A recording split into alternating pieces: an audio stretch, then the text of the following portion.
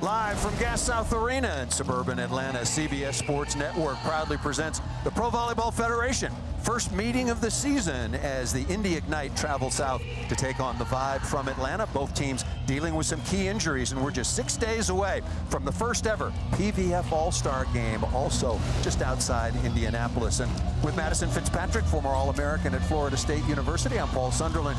Interesting story. Leading scorer, the leading attacker in terms of kills per set, Lecator member Mena is out for Indy with a serious ankle injury. How possibly did the Ignite go on the road and take on Atlanta with that kind of adversity facing them? Well, they're definitely going to need to have other players step up across the board. Nina Chaich made a massive impact last match when Lecator member Mena went down. She had 16 kills on a 3.95 hitting efficiency. She really amped up the pressure there, so she's going to need to step up along with Isabel Martin, who's going to be taking her place on the outside. Member Mena was injured in the third set Thursday night in Indy, a victory over San Diego 3-1. Indy's offense didn't suffer. They hit 343 in that particular contest, and we're underway. Indy in their white uniform. CeCe Crawford, the rookie out of Wisconsin, on the opening attack, and a nice dig, Leah Edmond, last year's MVP.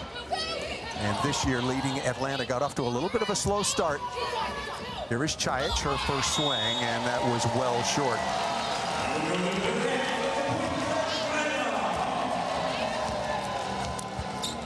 Pia Timmer, who missed 4 matches in a couple of weeks, also with a serious ankle injury, 4-time All-Pac-12 and All-American performer out of Washington State, back healthy and on to serve. Working on Isabel Martin, the fill-in for member Mena, and that's a good swing over the top, dug by Martin, the rookie out of Florida. Chaich again, good cover by Murr. Set to the right side, a little bit tight. Merritt Beeson, the #1 overall pick, is dug into the cross court. Again, she did not play on Thursday night with an ankle injury, but good to go tonight. Good one-on-one block touch by Chaich. Chaich getting a lot of action here early on. A long rally, ball set a little bit low that time. Corey Lewis is down, going back to Beeson. Smart shot off the edge of the block and down. And there's the experience of Merritt Beeson taking a little bit off of it, sensing that that set was a little tight, so she goes with the off-speed. Nice tip to tool the block. Nice long rally to start off. That's how good the defenses are. In the semifinals this past year, in the finals the year before at Nebraska, 2-time first-team All-American, and once again the #1 overall pick in the Pro Volleyball Federation. Ajani Teeler is dug. She's been red hot the last 3 or 4 matches. Another good block touch. Teeler again. Free ball coming, first contact that time, and what a beautiful play into the middle. Marley Monserrat out of the University of Florida to Corey Lewis from Florida State. You know a little bit of something about both Florida and particularly Florida State. Corey Lewis is unbelievable. She can hit any set, any gap, any seam, and look, they're not even a max jump, not even hitting that at her highest point, and she's able to score. Second in the league in terms of efficiency, nice combination play. We saw an awful lot of that. Ajani Teeler is, we talk about hybrid serves. Ajani Teeler is a hybrid volleyball player. She's 5'11" and blocked middle at Kentucky and won a national championship. And now she's crushing it from that opposite position. She can hit any set. She's got such a high reach and high vertical. Here is Chaich. Ace serve. That'll do. That's a nice jump topspin. There's a lot of power, and the reason it's difficult to pass a jump topspin is because it's dipping and it's diving right before it gets to your platform, so you need to make a quick first move on serve receive. Chaich had 16 kills, as you mentioned, on Thursday night. Nice pass by Timmer. Ball again a little bit tight. Not good location so far for Monserrat. There have been, I won't call it a setting controversy, but there are 2 very, very good setters on Atlanta. No question about that. And Mia Tuaniga, the All-American out of USC, and Marley Monserrat, now in her 2nd season. They have gone back and forth, basically splitting time so far through the early going. Atlanta's 5-5, Indy at 5-4. That ball missed out of bounds. Teeler looking for a touch, and none detected. Nina Chaich was thinking that there was a touch off the defender in the back court. You get 2 challenges per set. If you are correct, you have basically an unlimited number. You don't challenge in or out. That's all done by Bolt 6 electronically. A very, very good system. Good pass by Murr. Back row, quick combination, and killed by Nina Chajic. It's the explosiveness in her approach and all of that momentum moving forward that allows her to get up so high, identify the hands of the block, and then swing away. I also do want to say beautiful in-system pass off that serve received by Kylie Murr. The rookie out of the University of Tennessee from Serbia. That is a very hittable set. What a set that time. Morgan Hentz just dialing it up from long range. Morgan Hentz does all the little things right. She's fantastic in serve receive. She's a great defender, makes really good plays, and then her second contact on the ball is so clean and exact right to Leah Edmond. There is Beeson back in the lineup, as we mentioned, for Atlanta. Good pass again by Martin. Through a hole in the block. Fantastic dig. Joust coming. Edmond fights it off. Beeson, free ball coming. Ignite looking to convert. Back to Taylor, right side. Morgan Hentz all over that. Beeson. How hard is it to put a ball away? Sydney Hilly, a rare swing out of the right back, and smartly done on the tip by Monserrat. Marley Monserrat is coming off of 4 kills, 20 digs, and 52 assists. She was very offensive-minded, which you need to be as a setter in a 5-1 system. You have to be an offensive presence and make the defense respect you. Marley Monserrat really was a revelation last year for Atlanta. Really established herself in this league last season when it was really unexpected. She played at Florida, then a year of beach at UCLA. She'd been away from the indoor game, and as the season went along, she became one of the PVF's elite setters.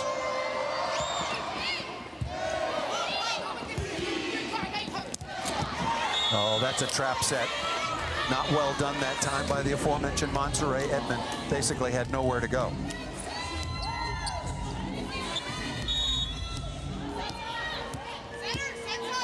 Best 3 out of 5 sets. Atlanta out early, 7-5. We will have a technical timeout at 8 and one at 16 as well.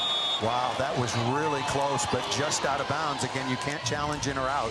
It's done electronically by Bolt 6. Their headquarters are in Charlotte, North Carolina, and that ball is clearly just out of bounds. I'll give you the other categories that you can challenge as time goes along. Working on Edmond, perfect pass. Huh. Unloading. Number 10, Taya Bella, really an interesting story. 6'2" middle blocker from Wayne State in Nebraska, Division II, and now she's playing in the PVF and putting up some pretty good numbers. Thanks for joining us. Just underway here in Atlanta.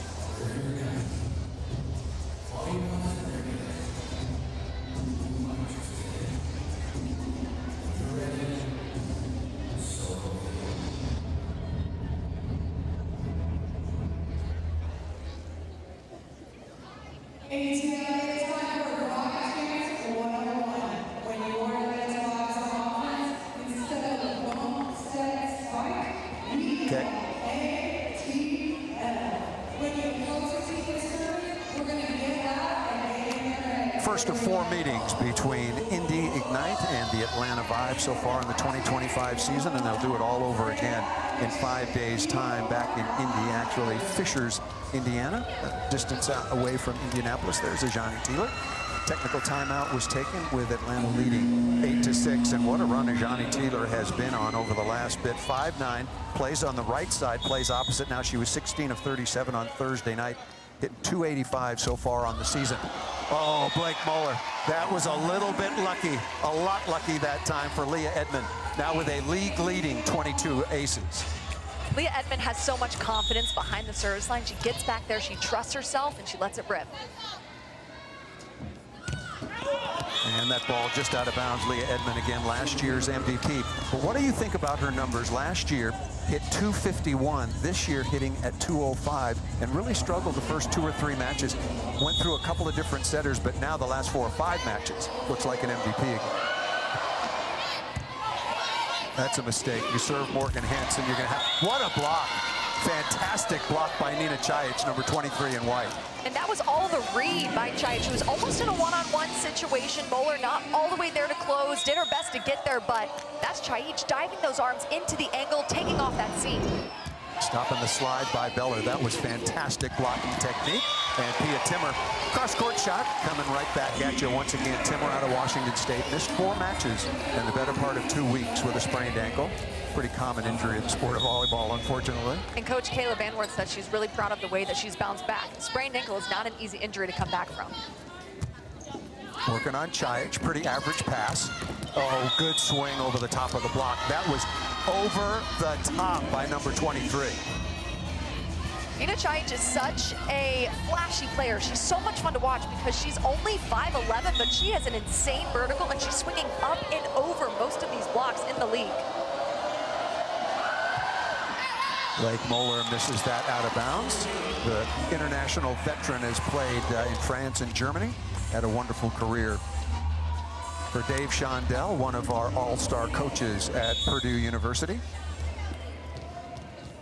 Had a quick look at Kylie Murr, the outstanding libero leading digger all time at Ohio State before she finished her career with her COVID year at Minnesota. Another very good transition set. Excellent dig in the backcourt by Martin. Chajic going high hands. What a stab that time by Lewis.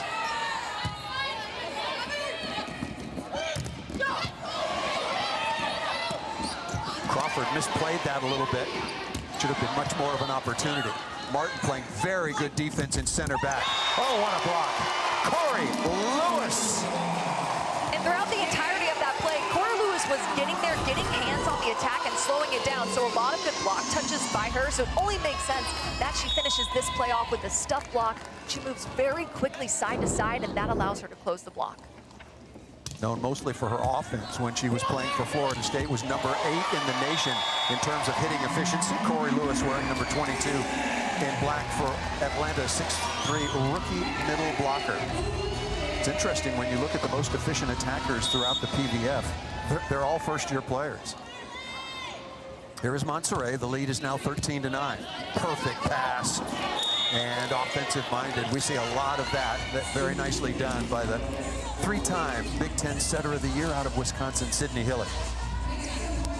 In the Ignite's last win against the Mojo, she had 3 kills, but she established her offense right out of the gates to make the defense respect her. Everybody is chasing Taylor Raske in that in that area as most aggressive setters. Timmer over the top, smart shot, but just out of bounds. That was well done. Isabel Martin, now playing in the place of Leketer member Menek, hustled to get there and let that ball go just out of bounds. Again, you cannot challenge in and out. You can challenge 3 areas of foot fault on the center line, the 3-meter line, and on the service line. You can also challenge a net violation and a touch off the block.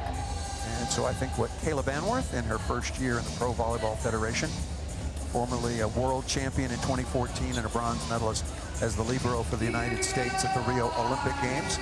They're looking for a block touch, I think, here, Madison. You're absolutely right. That ball was definitely out. Bolt 6, it's exact, it's quick. Bolt 6 is incredible. I'm so glad Pro Volleyball Federation has added that, so they are challenging block touch.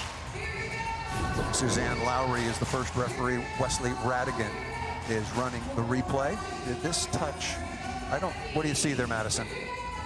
I see a couple of inches of space in between the ball and all 4 of those hands. But I've been wrong in the past. Not often. It happens. It happens. I'm still batting 1,000. No, I'm not. There is Suzanne Lowry, one of the very best in the business, and you having covered the NCAA national semifinals and finals, you remember her from calling the championship match, an outstanding official. Again, they're looking for block touch on the shot by Pia Timmer. First meeting between these two. They'll play again in 5 days, and then once again next Saturday on CBS. 1:30 Eastern time will be the first ever Pro Volleyball Federation All-Star game. 24 players have been selected, and unfortunately, Leketer member Mena, her ankle injury is of such severity that she has had to withdraw from the All-Star match, and she will be replaced by the Vegas Thrills Charity Looper out of Louisville, an All-American. So Charity Looper will be in Indy. There is member Mena. Unfortunately, just not going to be healed in time to play next Saturday. No touch detected. Hilly back to serve. Timmer in a very good rhythm, passing dug by Hilly. Both teams playing superb defense. Tough chance by Chajic. Timmer is down, out of the back row. Leah Edman on the pipe. And that was a nice fast set to the back row. Moved her a little bit to the right, so not perfectly in the middle, moving that block around. She's got that nice fast snap on the ball. She's able to identify the hands of the block so well.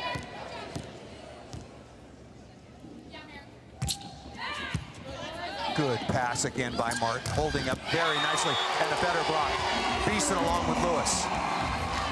The Atlanta Vibe is second in the league in opponent hitting efficiency, holding their opponents to a 211 attacking percentage, and that's one of the reasons right there. Their net defense and floor defense are both elite. Serving Martin, and she has been up to the challenge, and another block. Good call, Madison. That was a three-woman block that time, and we have come to the 16-point technical timeout, and the teams will head to the sideline, but a couple of very, very impressive block moves by Atlanta, the Vibe, at 5-5 to take the 5-point advantage at the technical timeout. Largest lead so far of the opening set.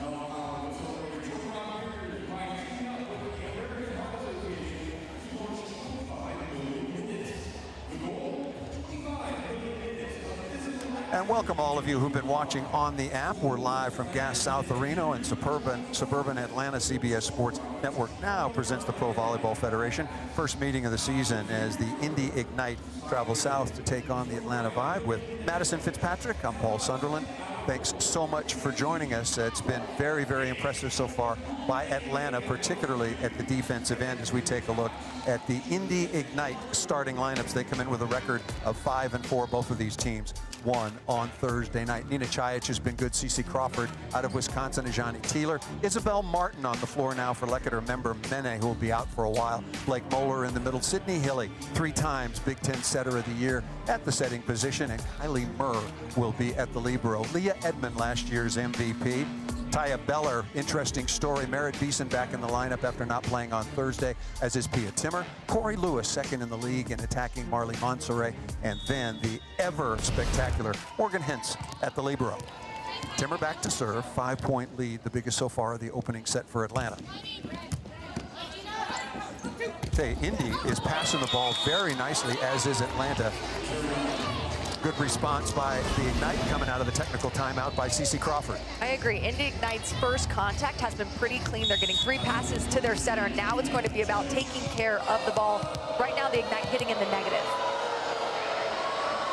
Chajic already has 1 ace in the opening set and some more service pressure. Cece Crawford, number 12 in white, is an outstanding blocker. She proved that for her 5-year career at Wisconsin. Pia Timmer with a good dig. Joust coming. Tapped to the floor by number 5, Martin.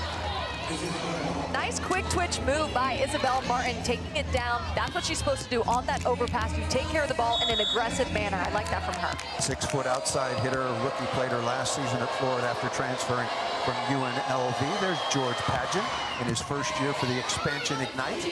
Quick set to the outside. Really good rhythm. What a delivery by Monserrat. Beautiful tempo set right to Leah Edman's right shoulder. She uses all of that momentum and speed in her approach to drive it deep down the line, dropping that pinky. Leah Edman has really started to heat up.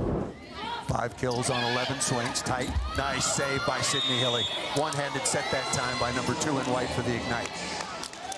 Sydney Hilly is as decorated as they come. Only her 2nd-year pro, but she was on that Omaha Supernovas team who won the Pro Volleyball Federation Championship, and she was named the MVP.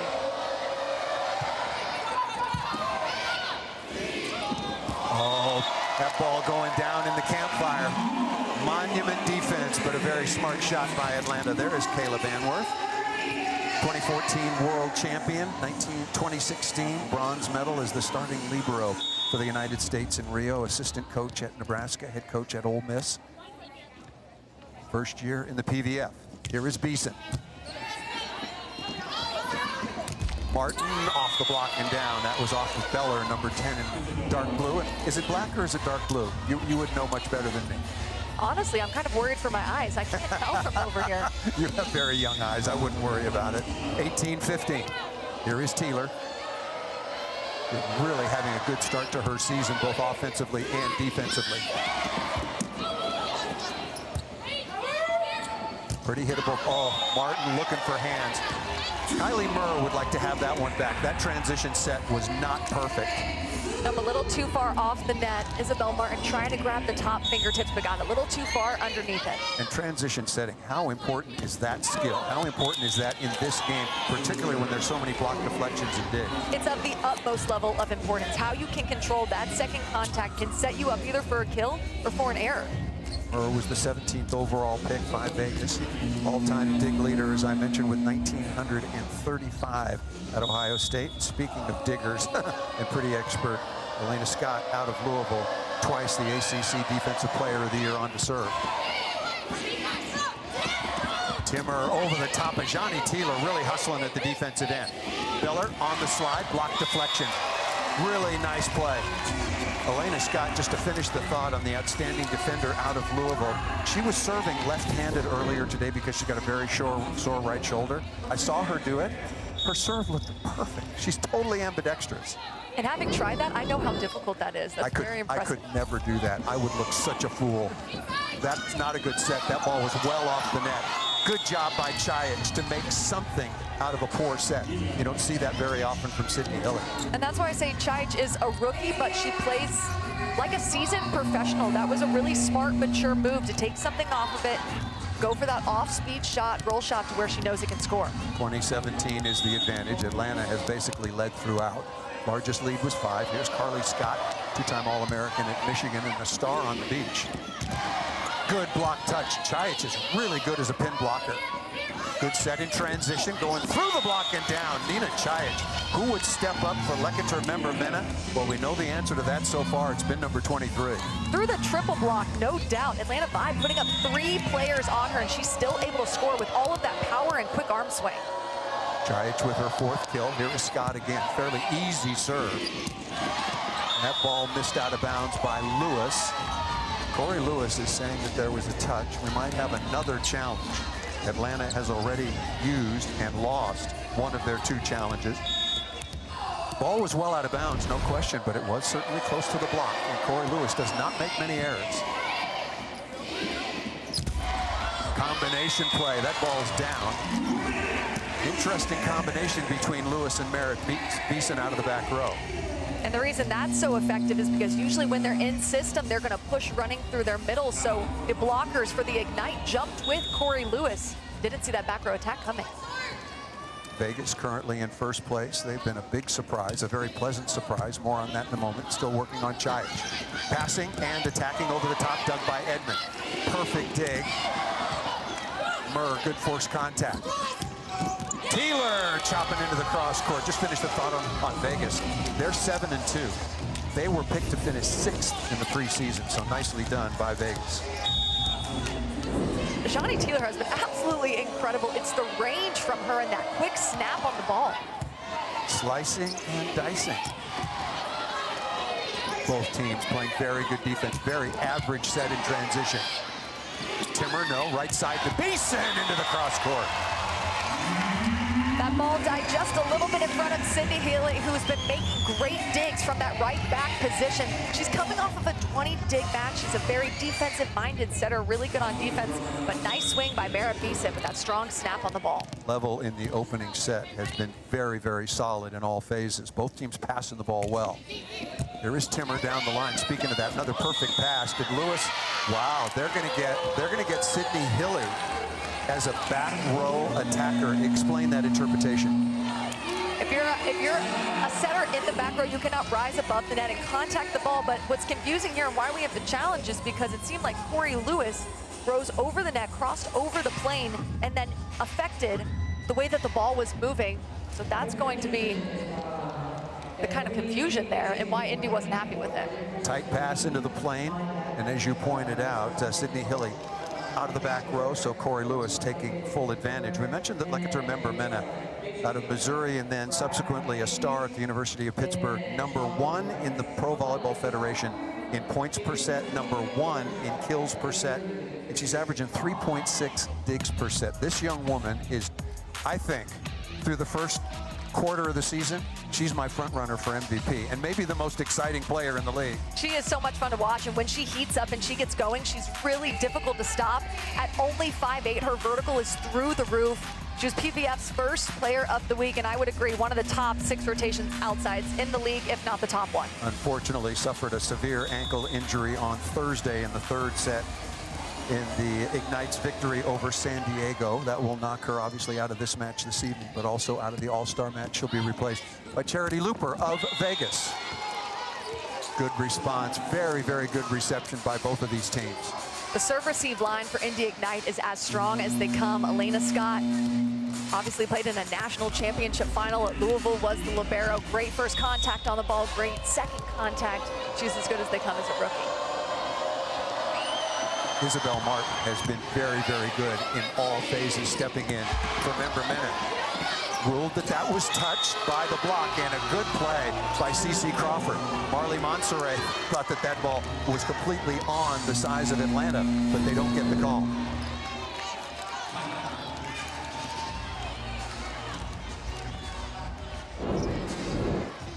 It's close, but the official is right there and had the very best look at it. So timeout now is called by Atlanta. Remember, Atlanta didn't lead by as many as 5. Well, we've got a timeout. We want to remind you to head out to the hardwood with CBS Sports Network as Lehigh takes on Bucknell in a Patriot League showdown. That's tomorrow, coming up at 7 Eastern. College basketball coming your way from the Patriot League. Back with Florida State All-American Madison Fitzpatrick. I'm Paul Sunderland. Thanks for joining us on this Sunday evening around the country. All-Star game next Saturday in Fishers, Indiana, a suburb of Indianapolis. It's coming up at 1:30 Eastern time on CBS. There is Kayla Banworth. I talked to her at practice earlier today in George Pageant. They both have answers. They both have depth. Chaich back at the line. Really good response by Indy.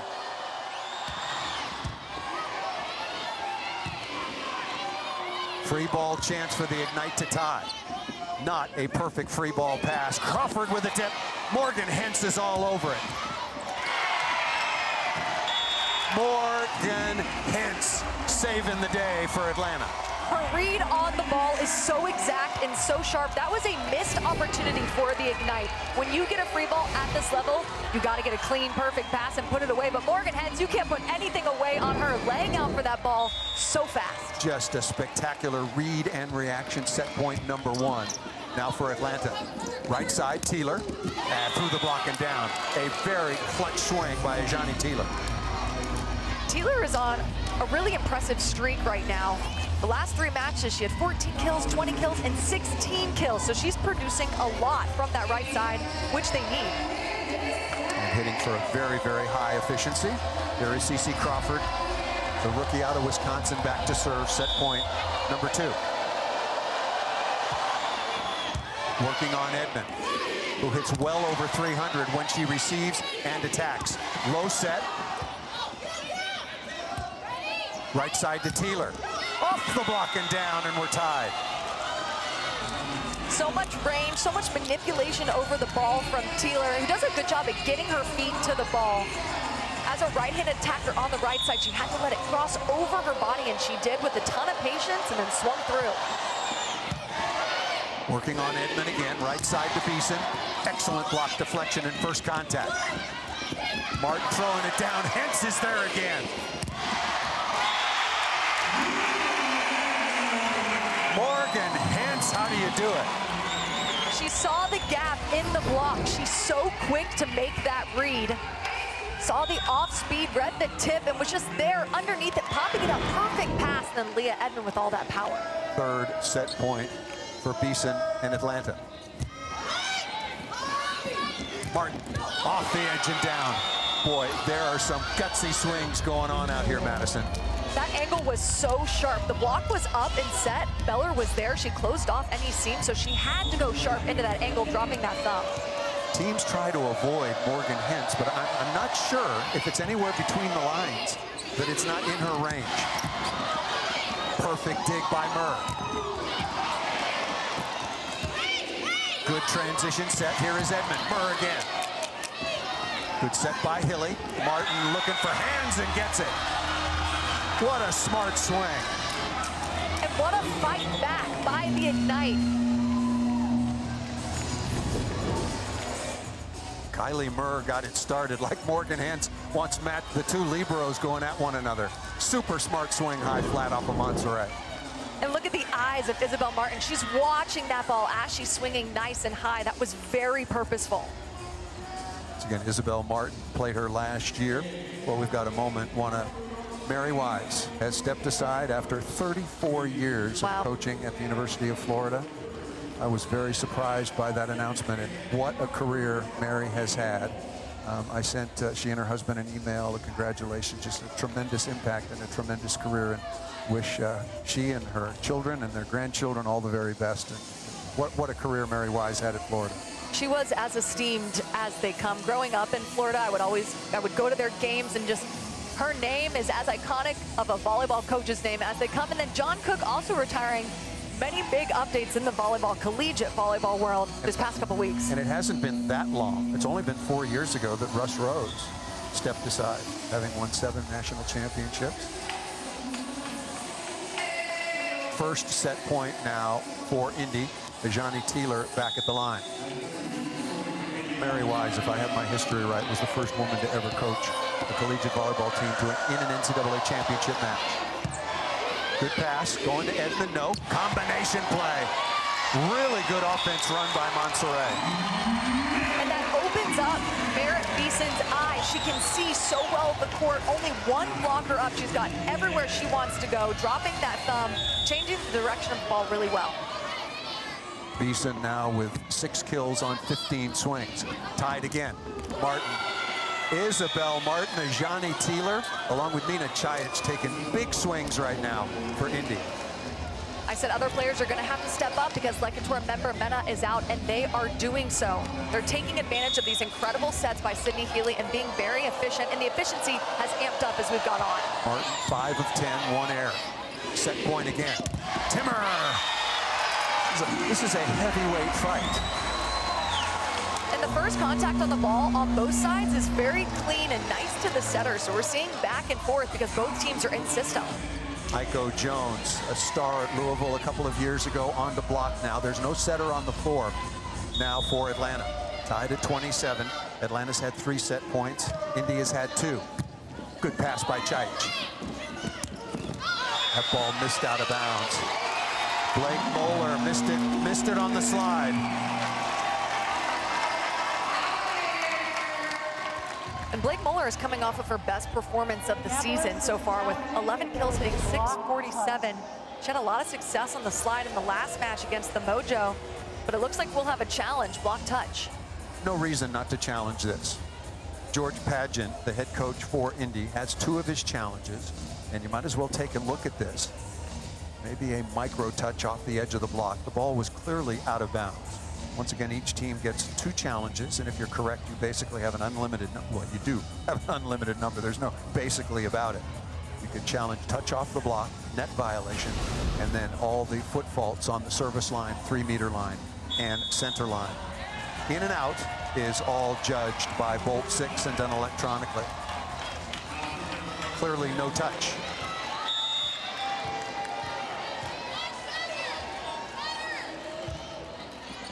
Set point again, working on Chajic, coming back to Chajic. Good play by Lewis. Back to Chajic. Oh, what a cut shot inside. Nina Chajic out of Serbia with a kill. It wasn't totally a 4-4, but it was very close to it. Nice snap on the ball.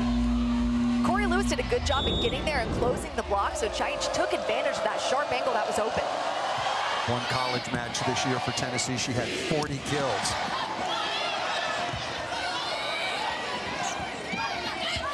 Hintz is there, misplayed it a little bit. Timmer out of system. Nice first contact. Back to Chajic.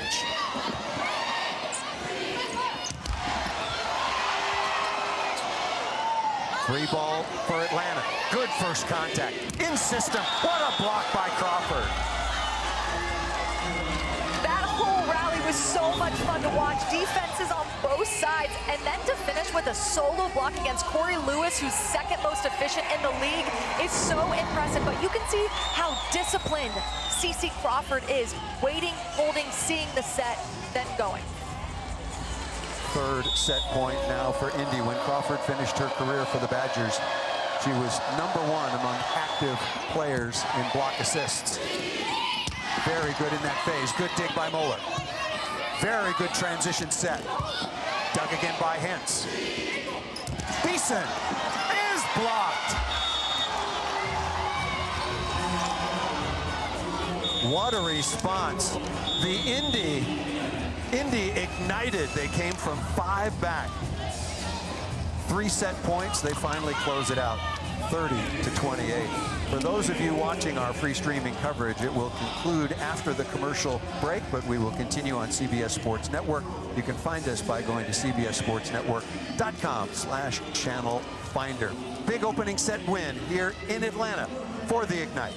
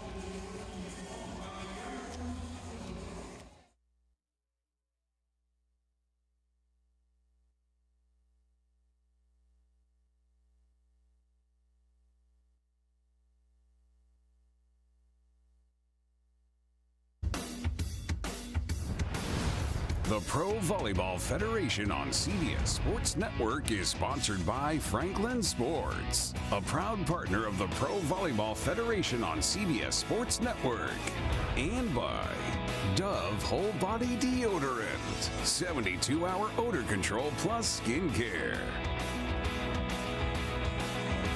Welcome back live as CBS Sports Network proudly presents the Pro Volleyball Federation. What an opening set.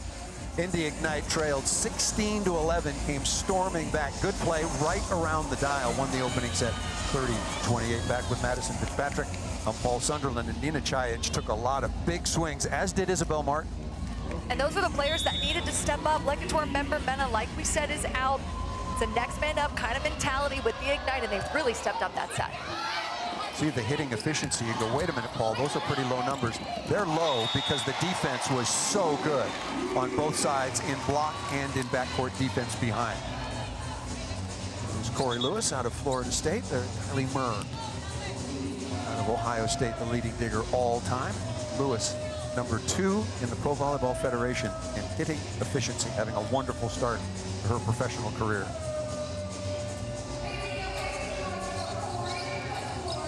.413. Last year at Florida State, she hit .430, but this is a real step up in terms of overall quality of competition on a regular basis. 6'3" rookie. That's something that's going to take a little while. Work in progress. Did not serve very much as a collegiate player. 15 substitutions in college volleyball, 6 internationally at the Pro Volleyball Federation. Back to hybrid again with 8 substitutions allowed. I like the number. You got to like the way Nina Chajic has been playing. Good pass by Edmond off a pretty tough serve. Good set by Murr. Teeler. Tough chance for Beeson. Ball coming over the top of her head and missed it just out of bounds. Quality swing. Just ran out of real estate. Quality swing is right, and that's a difficult set to attack. You have to be patient on your approach. That ball is coming from behind you and over your shoulder. That's a difficult set to attack. Beeson now 5 kills on 17 swings. That was her second hitting error. Hitting error is when you're blocked for a point or hit a ball out of bounds. Good set by Crawford. That tucked down inside, working on Taya Beller. Beller number 10 in the dark blue and into the cross court. Ajani Teeler continues the hot hand. Ajani Teeler has been so good as of late because of the range and the areas of the court that she's able to hit. She mixes up her shots so well, and Sydney Hilly runs a very balanced offense, so the Vibes block is not able to get into a rhythm. Sydney Hilly, along with Ajani Teeler, will be in Indianapolis, actually in Fishers, Indiana, next week for the first ever Pro Volleyball Federation All-Star match. Unfortunately, Leketer member Mena will have to sit that one out. She was a very obvious choice as an All-Star. Tough serve again by Chajic. Edmond. Both liberos have been fantastic. Pia Timmer is very good in ball control and sets that up. Looks like an easy play, but you got to be perfect on it, Madison. Exactly, and with that tempo set, when you can see the gap in the block from where we're sitting, you know Leah Edmond is going to take advantage of that little space in the block with a quick snap, driving it down. Very good tempo to the outside by Monserrat. Tough flat serve, very tough serve. Wow, what a swing. Incredible swing by Nina Chajic. Nobody on the Atlanta side expected that.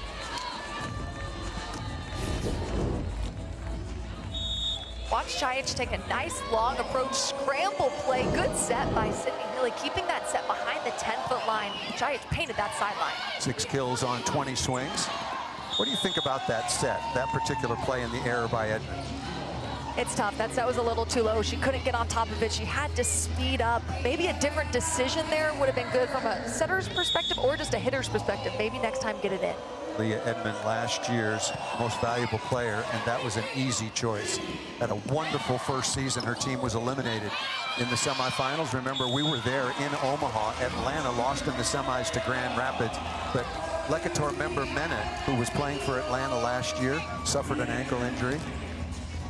Magda Yarolasheva also went out with an injury, and Grand Rapids took full advantage, won in 5 sets before they were swept aside by the Supernovas last year by Sydney Hilly, the most outstanding player, and Omaha.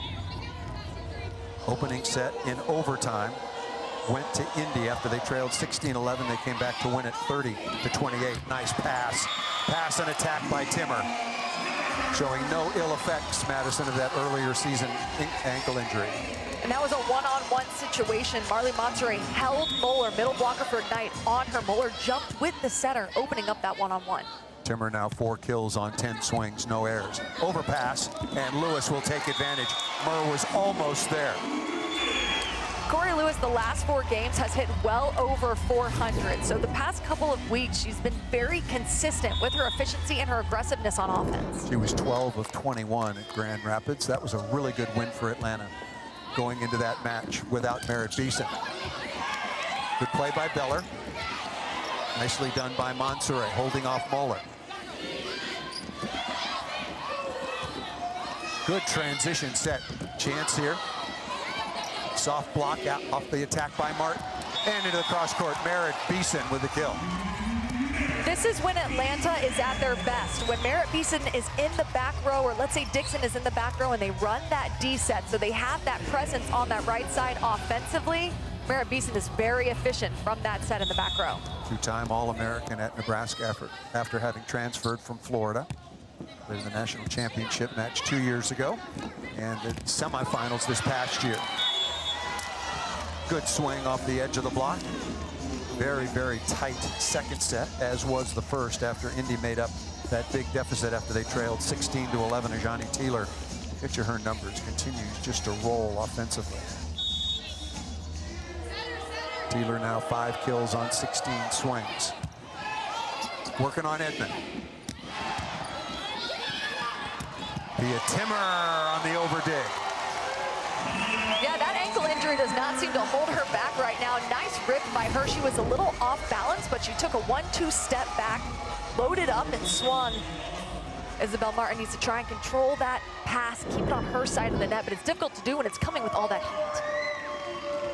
Here's Monserrat. Good first reception. Chajic! Chajic is slowed. What a block. That is a big block. 6'3" Lewis, 6'4" Merritt Beeson. Second set, we've come to the opening technical timeout. Atlanta on top, 8-7.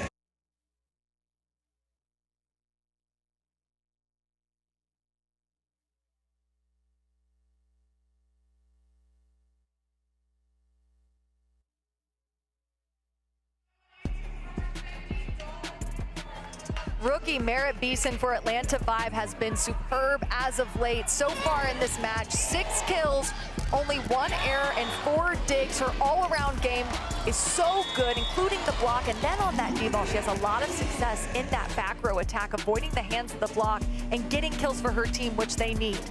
And at serve and pass earlier this afternoon, Kayla Banworth, in her first year in Atlanta as the head coach, was telling me that she wants Merritt Beeson. This is why I drafted an opposite.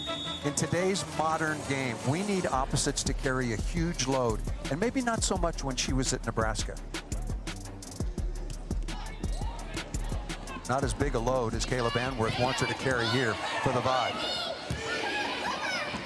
Timmer, and that through the block of Sydney Hillian down. I had that same thought with the level of play. Yes, you need 2 solid outsides, you need 2 solid middles, but in order to win and play at your highest level, you have to have an opposite that can produce at a high level. Well, if you look around the world and you look at the last Olympic Games, Paula Egonu for Italy was pretty darn good. Diana Boskovic for Serbia. Oh, what a swing. Nina Chajic. Is this more than you expected when she came in and turned pro out of Tennessee? It most definitely is, and I mean, just looking at her height, I thought the height disparity with how big the block is in the pro league, but no, her vertical makes up for it and then some. Perfect pass by Edmond. What a beautiful platform, and that by Timmer, number 7 in the dark blue, or light black, if you will. Nina Chajic, yep, second team All-American for the Lady Vols at Tennessee. A wonderful career, and now moving it over to the pro ranks in the Pro Volleyball Federation. Atlanta on top 10-8. Indy on top 1-0. Good pass. Both teams good in reception. Oh, better block. Merritt Beeson again with Lewis. Merritt Beeson sets up that block in the right place. So many little things have to go right for that block to be perfect, and it did. It's the press, it's the finish, it's pushing back to 6, and then where you set up that block. What do you mean pushing back to 6? You have, with your palms, you have to press over the net and push back to area 6 to keep that block inside.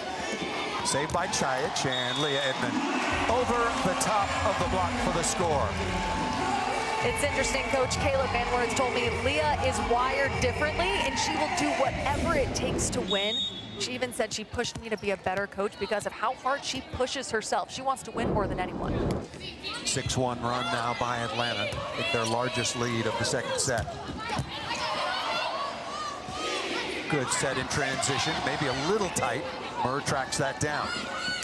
Taylor, blocked by Edmond.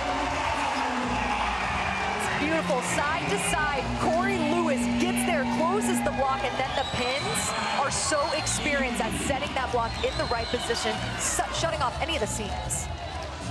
6 blocks now for Corey Lewis and Leah Edmond and the Atlanta Vibe. Let's take a look at the team huddle.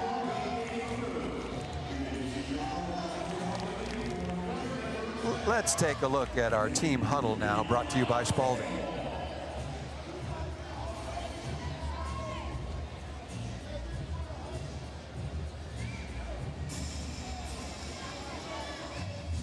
Both of these teams coming off wins on Thursday night. It was Indy over San Diego, the Mojo, 3-1 when they hit 343 and had 69 digs in 4 sets. That's a lot, and a really good win for Atlanta without Merritt Beeson at Grand Rapids, 3-1. Back with Madison Fitzpatrick. George Padgett made his bones at Concordia Division II school in Minneapolis, St. Paul. 20 years of college coaching experience. They won 9 national titles and at one point won 7 in a row.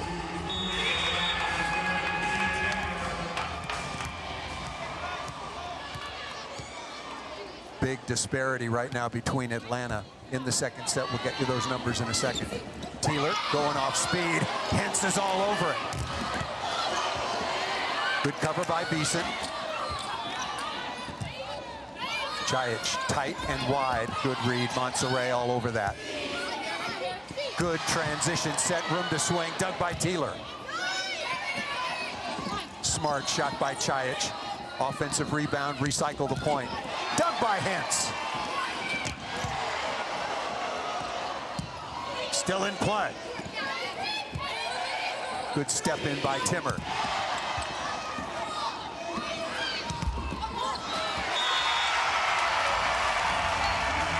Wonderful effort on both sides, but the block right now just too much for the Atlanta Vibe. 7 scoring blocks now.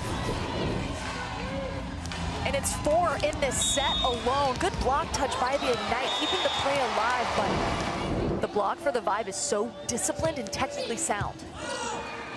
Atlanta was way ahead in that point for a long time. CC Crawford off the block and out of bounds. That was Indy. They were in the point, but they were always behind. They were always struggling. It was Atlanta that always had the good, clean first contact and finally took advantage. There is Hilly. Nice play by Timmer. And pancake by Murr. Lewis on the cutback, an unforced error. It's a rare error by Lewis, trying to turn that cross-body swing, but just contacted a little too low. It looked like she was rushed. Ignite will take any points they can get right now because Atlanta really is running the tables. Well, remember in the opening set, it was Atlanta leading 16-11. Monserrat right back to Lewis, not there, and that ball's down. Morgan Hentz came running forward to cover tip, and instead Ajani Taylor went off the hands, and Pia Timmer couldn't make the play in the backcourt. And that's one of the reasons why Taylor is so successful, because she has so many offensive tools in her toolbox, and she takes them out at different times. She mixes up her attack really well. Was that the wrench or the hammer? Wrench. Okay, definitely a wrench. That ball missed out of bounds by Merritt Beeson. And here comes the Ignite. Once again, they came back from a 15-11 deficit to take the opening set on the road here in Atlanta. 30-28, and a timeout now called by the Vibe. Vibe are 5-5, Indy at 5-4. The All-Star matches we mentioned a couple of times. Ajani Taylor will be there representing the Ignite at home. That's next Saturday. Coming up in Fishers, Indiana, this is Team Michelle Collier, the outstanding head coach at Georgia Tech, just down the road. You come up this way, you drive right past Georgia Tech, and here are the list of the All-Stars in the first ever Pro Volleyball Federation All-Star match. Sydney Hilly will be there as well. Cortland Caitlin Horde out of Omaha, Brittany Abercrombie and Adora Anai from the Orlando Valkyries, your home team, Madison, Veronica Stone, and on the other side, team Dave Shondell, two outstanding coaches. Talk about the Shondell legacy and dynasty in the Midwest in the sport of volleyball. Merritt Beeson, Corey Lewis will be there as well. Brooke Nunaviller having an outstanding season for Omaha. Kaz Brown and her own setter, Shampoo, will be playing together. Shara Venegas there as well. Alicia Glass-Childress, I think, has been one of the most important reasons why Vegas is playing above their weight, so to speak. They were picked to finish 6th. They're currently in first place. Those are the two all-star teams. Once again, Charity Looper will be in place of Leicester member Minute. Oh. When things are right on the Atlanta side in serve receive, it looks pretty good. That's exactly what Coach Kayla Van Werth told me. She said, we need to be in system. When we're in system, our offense is very difficult to stop. Beautiful set placement, avoiding the hands of the block by Leah Edmond down the line. Oh. That's a very risky swing. As Johnny Taylor, a smart, experienced player, would like to have that one back. A hard swing right into the block. Triple block right in front of her. She tried to turn it down the line, tried to change the direction, but just couldn't with all that block pressure on her. Second technical timeout of the second set. Atlanta on top by 4.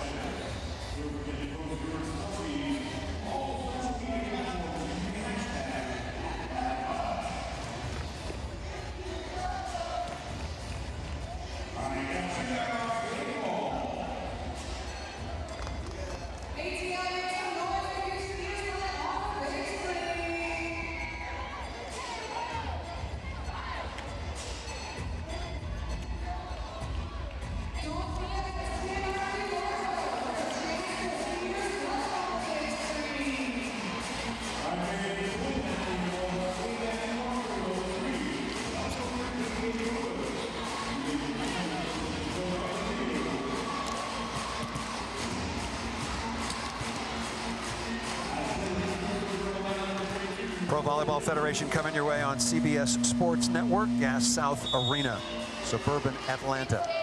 Second set, 30-28. Ignite came back from a big deficit, most thanks to Isabel Martin in for the injured member Mena, along with Nina Chajic. I will say, even though the Ignite is down, their first contact, their serve, receive, pass has been very clean. They've been in system a lot. Chajic with another ace. Absolutely perfect location. She is confident behind that service line. With the rookie, maybe you would expect them to come into this league against all of these stars and play a little tentative, but no, she is ripping that jump topspin with authority. That is nothing on the side of Atlanta in terms of their reception. That was just a perfect location with tempo. Edmond again, starting to heat it up, number 13 in black. Solid swing by Leah Edmond, down the line, tooling the block.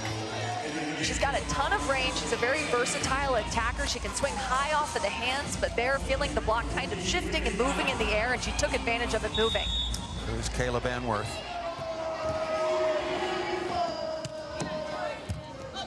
Whitney Bauer out of BYU on to serve. Very nice use of the depth that time by Coach Van Werth. Coach Kayla Van Werth said one of the goals for this game is to cut down on service errors and amp up the service pressure. That was beautiful right there. Bauer, the 9th overall pick. Going down the line again, working on Chajic, right side to Teeler. Oh, excellent swing. That was a well-formed block, but just too good a swing by Teeler. That block only gave her about a couple inches line, and she is so exact and precise with that swing. She's got such control over the location of that attack. Teeler now with 8 kills on 23 swings.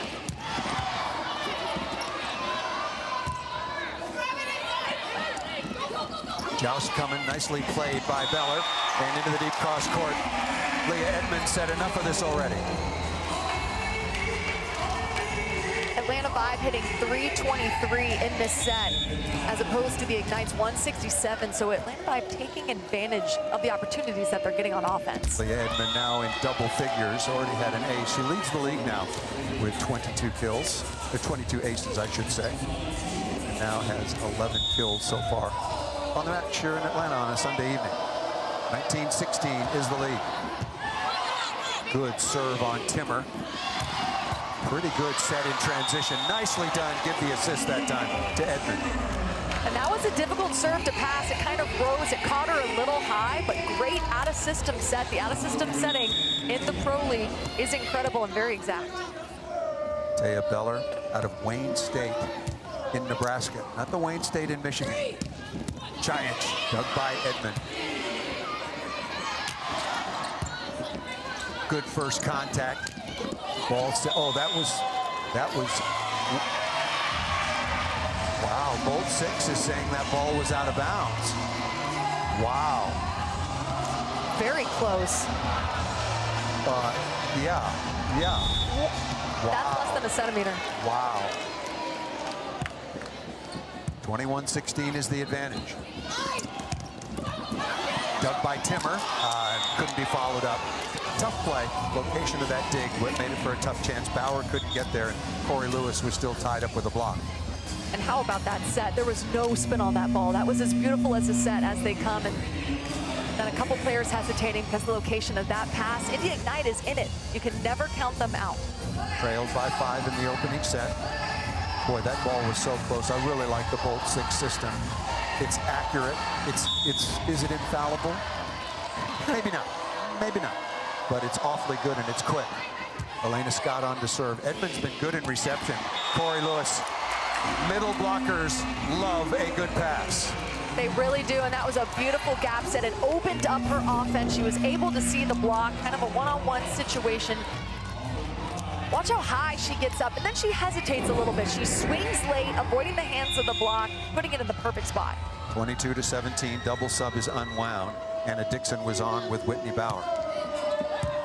Good pass by Chajic. And that ball just off of Timmer and out of bounds. Blake Bowler is one of those players that needs to start kind of heating up for the Ignite. That's her first kill in this set. If they want to get back in it and if they want to win this match, they need more production out of her. 100%. Good call, Madison. She was 11 of 17 in the victory on Thursday night. Those are big numbers. Maybe not that, but they need more. Corey Lewis out of the middle. Very successful combination with Marley Monserrat. Because Corey Lewis contacts that ball so high, she creates a lot of angles for herself. She's able to see the court really well and swing nice and high over the block. 23-18 is the advantage. Indy came back to win the opening set 30-28.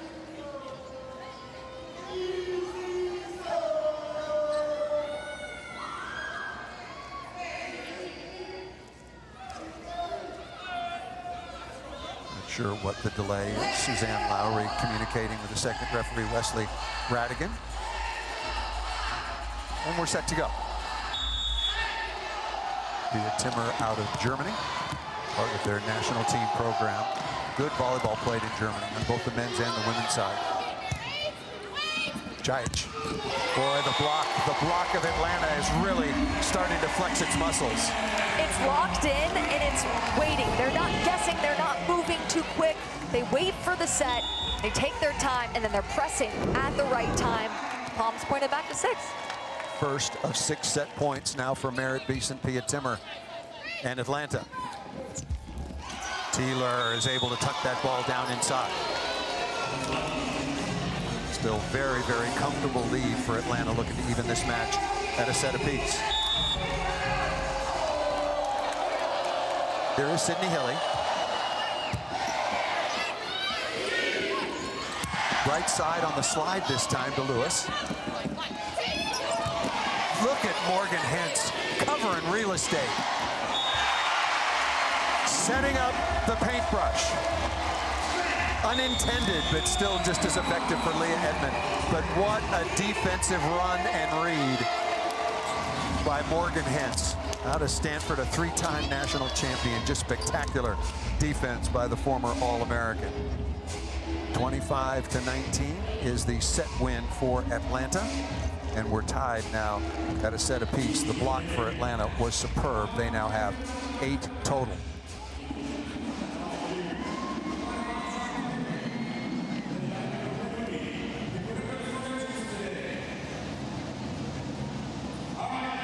We've got the intermission. Teams headed to the locker room, but before we do, let's go over to Madison Fitzpatrick.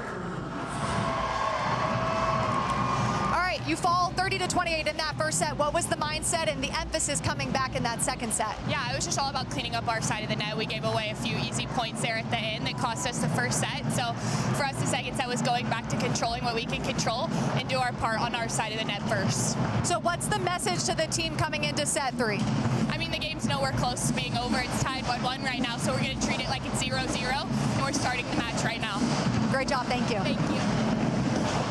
Thank you, Madison. There is Merritt Beeson, the #1 overall pick this year in the Pro Volleyball Federation draft. She finishes the first couple of sets with 6 kills on 22 swings, 3 blocks to go along with 4 digs. Back with the third set right after this on the CBS Sports Network.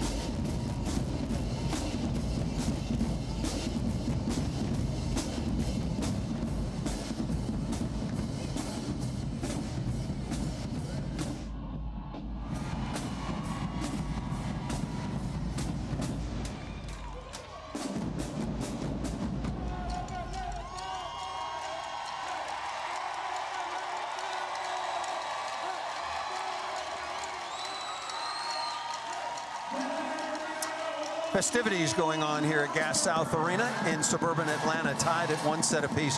And what a nice bounce back.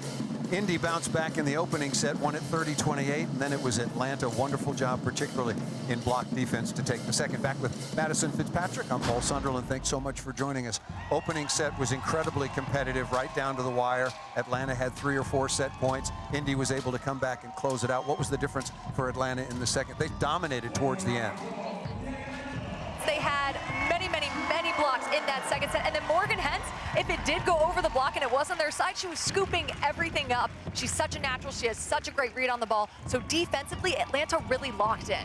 We talked about Leah Edmond as last year's most valuable player, the first ever in Pro Volleyball Federation history, and much deserved, no question about that. But also got off to a very slow start at the beginning of the season, and nobody is harder on herself than Leah Edmond. But she's been superb the last 4 or 5 matches, and again so far this evening. Coach Kayla Banworth said she is wired differently. She wants to win more than anyone. She takes the pressure of the team and she puts it on her back, and she's a true competitor.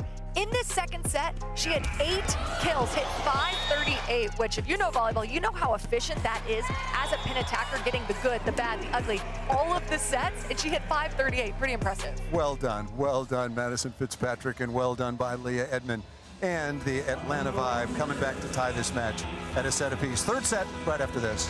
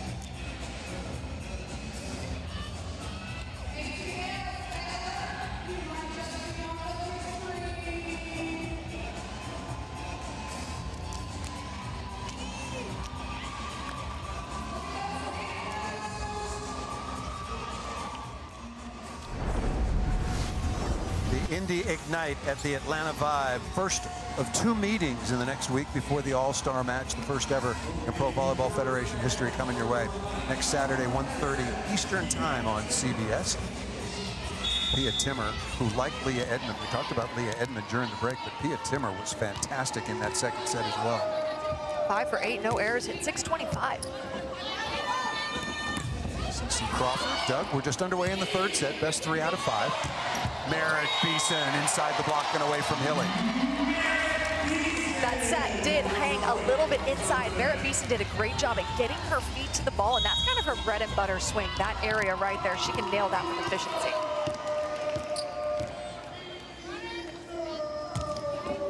Tough serve, well handled. Chaich and Martin, as a matter of fact, all the receivers, including Morgan Hentz along with Kylie Murr, all the receivers for both teams respectively have been quite good. As CC Crawford, the rookie out of Wisconsin, with a kill. Mostly known for her defense, so she scores out of the middle. That's a good sign. Here's Nina Chaich. Took an awful lot of difficult swings in those opening couple of sets, and the numbers show it. She was 8 for 31. Took a lot of quality swings, just couldn't score against this defense. Easy dig by Murr. Combination play, Chaich rejected. Boy, the block is really stepping up for Atlanta. They're locked in, they're making great reads. The timing is on, the discipline is there. And what's difficult is usually Lekator member Mena takes a majority of the swing. She carries such a massive load, and now Nina Chaich is having to carry that load. And it's a role that maybe she's just not as used to.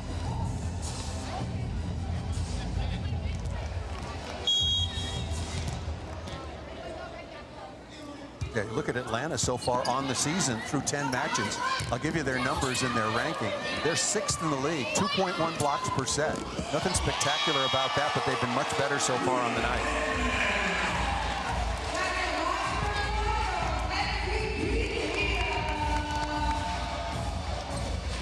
Leah Edmond adding to her total. Very, very productive, both in attack as well as in backcourt defense.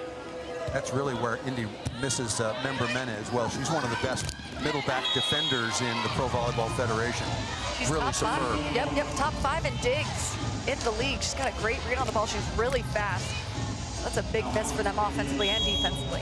#1 scorer overall. You score points in volleyball by blocking balls for points, service aces, and attack kills. Good serve against Timmer. Edmond down the line, Hilly hanging in. And there's been a change on the Indy side. Lydia Martin, 6'3" middle blocker out of Oklahoma. You see that blue collar, that's called a Q collar. She has them in 6 different colors, and it's to fend off or prevent concussions, of which she has had 5. She's had 5 concussions. It's a carbon fiber. Good swing. Marley Monserrat, how would you assess her location so far on the evening? I think it started out a little rocky. It wasn't perfect, but as she has warmed up, it has become very exact, and she's putting her attackers in good positions to score now. Beeson trying to go short, comes up just that, a little bit short. Why do you think the insertion of Lydia Martin into the lineup? Get a new energy out there, matchup-wise. Maybe she brings something different to the table. Maybe Coach Pageant is seeing something, an area where she could help in. She's a big block, or maybe offensively they need more production out of the middle. Maybe she's more offensive-minded. I think that's it. I think if Blake Moeller was not scoring at the offensive end, as she did on Thursday night when she was 11 of 19, had Lydia Martin a couple of weeks ago for the Ignite at home, and she was superb in offense. And Indy's been passing well enough to get her the ball. Overpass, and Martin is there, got a pretty active arm. Watch Martin rise into the air, take her time. She had to have a lot of hang time. That ball hung in the air for longer than she expected, but that's her job. Man the net, take care of the overpass, and she hit into a nice deep location of right back. There's Isabel Martin, rookie out of the University of Florida. Before transferring to play for the Gators, she played for UNLV, and like Pia Timmer, native country is Germany. Oh, that's good. Love the back row combination this time to Beeson. And when you've got Mara Beeson and Leah Edmond both in the back row, you've got two back row attackers who can swing on that ball. Everyone is approaching at the same time. Defensively on the block, that's difficult to stop and read. Couple of serves into the net now for Atlanta, just underway here. In the third set, we will have 2 technical timeouts in each set, one when a team reaches 8 and when a team reaches 16. We will step aside momentarily.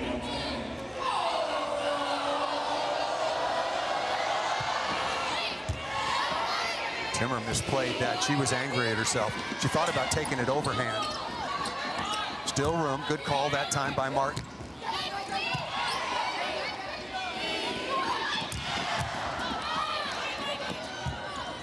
Oh, misplayed that time. Joust coming. Hilly first contact. Not a good set that time by Martin.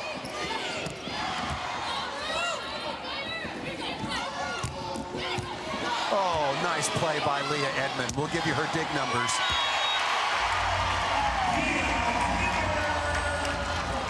A lot of that rally wasn't necessarily a work of art, but it was awfully nice at the end.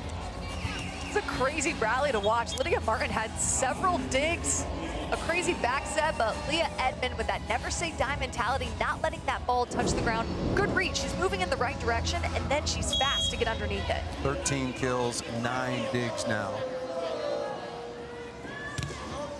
Tied at a set apiece. Hence is all over that quality first contact. Corey Lewis. Of that swing is absolutely insane. It's in front of the 10-foot line, in front of the 3-meter line. It's so sharp and straight down. To the technical timeout, Corey Lewis, second in the Pro Volleyball Federation in terms of efficiency. And dropping a dime is Marley Monserrat. We'll step aside.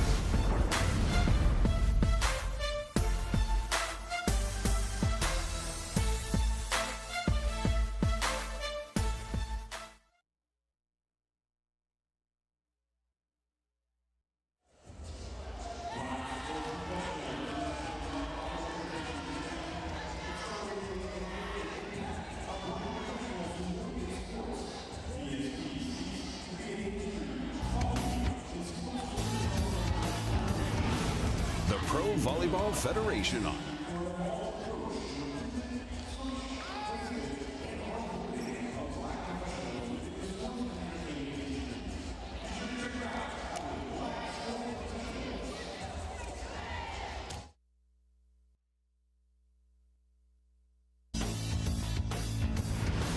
The Pro Volleyball Federation on CBS Sports Network is sponsored by Franklin Sports, a proud partner of the Pro Volleyball Federation on CBS Sports Network. Had the great pleasure of covering the Atlanta Olympic Games, one of 9 that I have been honored to do, Centennial Park. That was the first ever beach volleyball Olympic tournament, won by Karch Kirai and Kent Steffes. Jackie Silva, and I don't remember who her Brazilian partner was, but you should probably tell me. No, I wish I knew. I'm drawing a blank right now. Way to put me on the spot. Oh, nice. What a good read. Well read by Monserrat. And inside the block and down. Teams are playing hard. Yes, absolutely. Good reads, great digs, and I think the difference maker right now is the blocking for Atlanta. They have 10 total blocks. Indy only has 4. Height disparity. Indy is a little bit more undersized compared to Atlanta. Once again, and if you're just joining us, the leading scorer in the league, member Mena of the University of Pittsburgh, out with a serious ankle injury, played the last couple of years in Italy. I think she's the hardest hitter, highest jumper in the Pro Volleyball Federation, and certainly there is member Mena, and certainly a front runner for MVP this year, was playing spectacular volleyball. Good work from the service line once again by Atlanta. Coach Caleb Amworth said one of the ways that she picks who's going to set is the complete game. Which setter has the decision-making on, which setter's better defensively. Right now, it's all Marley Monserrat. 4-0 run for Monserrat and Atlanta.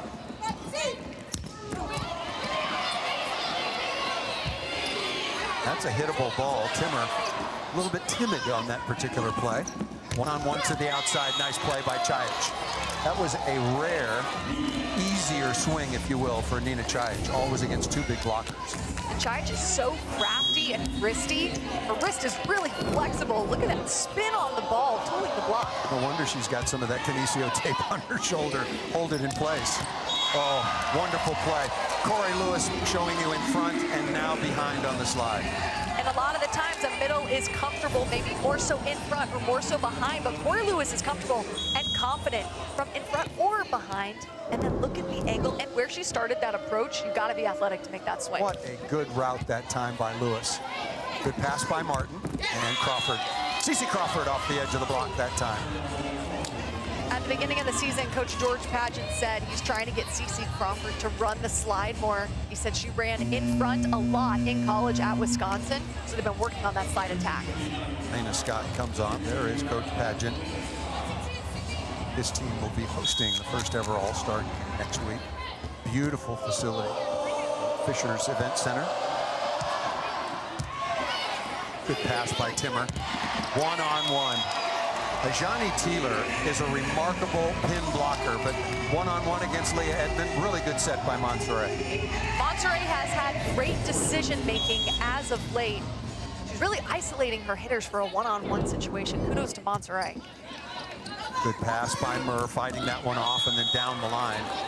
Isabel Martin thought that she got a touch off the defender in the backcourt, but that ball just out of bounds. 13-8 now is the advantage for Atlanta. Ball clearly out of bounds. And Coach Pageant just said, keep swinging. He does not want his teams to be timid. And that missed out of bounds once again. That was a very tough swing. We're going to have a timeout called by Indy. Indy came back to win the opening set 30-28. It was all Pia Timmer, Leah Edmond, and the Atlanta Vibe block, 25-19 in the second. Well, each week, the Pro Volleyball Federation will announce its recipient of Player of the Week honors, and this was no mystery. This was no mystery at all. What a performance by Natalie Foster, middle blocker for the Orlando Valkyries. And this was the phase of the game where she absolutely dominated Indy. It was, she's absolutely insane. She's only a rookie, but she's got a crazy fast arm swing. She can hit any set. She's first in the league in hitting efficiency. The Valkyries are on a 5-match win streak, and she is undoubtedly a major reason why. The Valkyries are also first in hitting efficiency, and she's a huge reason for that.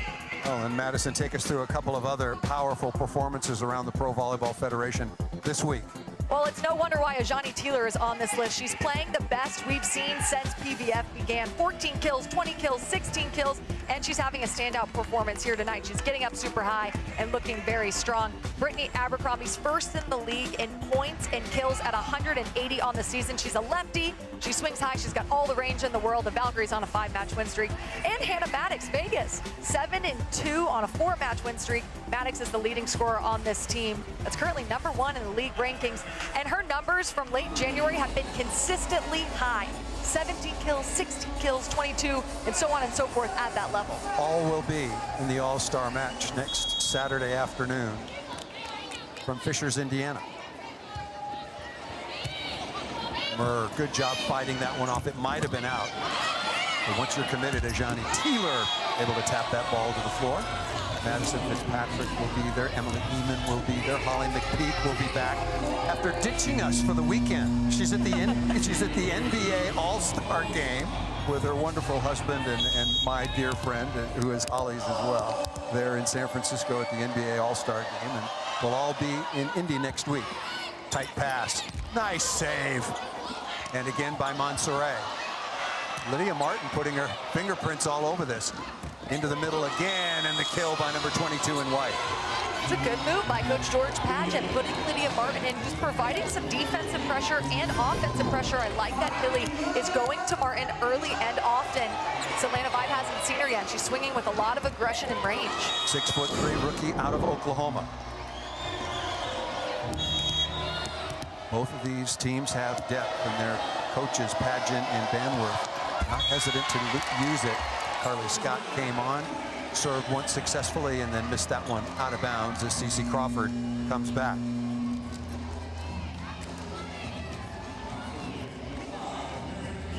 (15-10) is the advantage. A reminder again about the technical timeout. We'll have it when a team reaches 16. Beeson has a very good line-to-line serve. Get out of the way of Morgan Hintz. Morgan Hintz was all over that. Leah Edmond was locked in. She wanted that. Well, it's better to have 2 go for it than none. Morgan Hintz, once again, has been efficient and spectacular in the reception and defensive phases for Atlanta. Leah Edmond again. I talked to Morgan Hintz. Well, I'll get back to that story after this technical timeout. Leah Edmond starting to rack up the kills and the digs. Atlanta on top at the technical timeout. 16-11. Back with more from PVF after this.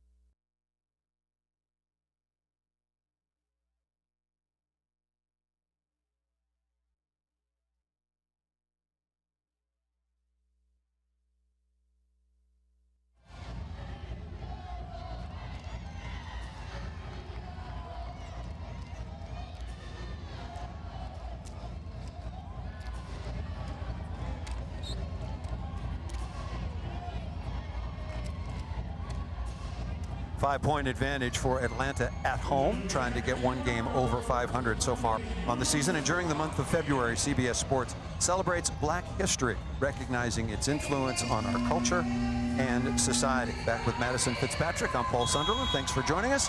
Once again, all-star match coming up on CBS next Saturday. Right now, Atlanta in control of this. Nice pass by Scott. Lydia Martin infusing some offense, but what other areas must Indy improve upon to get back in this set? They have to amp up the service pressure. Right now, Atlanta in this set is hitting 556. And that's because they are controlling that first ball contact so well. Service pressure is big here. Well handled by Timmer. That was a good serve and a better swing. Beautiful offense that time from Montserrat. Beller on the slide. Coach Caleb Anworth told us Taya Beller is very confident and good off of 1 foot, so that's why they moved her to the M1 position. And filling the big shoes of the injured Shelley Fanning. More on that in just a moment. Nice swing once again by Martin. Shelley Fanning, one of the top middle blockers in the Pro Volleyball Federation last year, 3-time All-American at Baylor, and has been out. I talked to her before the match. She's had to undergo very, very serious and complicated foot surgery. She'll be out for some time. Working on Timmer. Chaich going high hand. Nice dig by Beeson. Lydia Martin has had an impact so far in this set. Beautiful set in transition.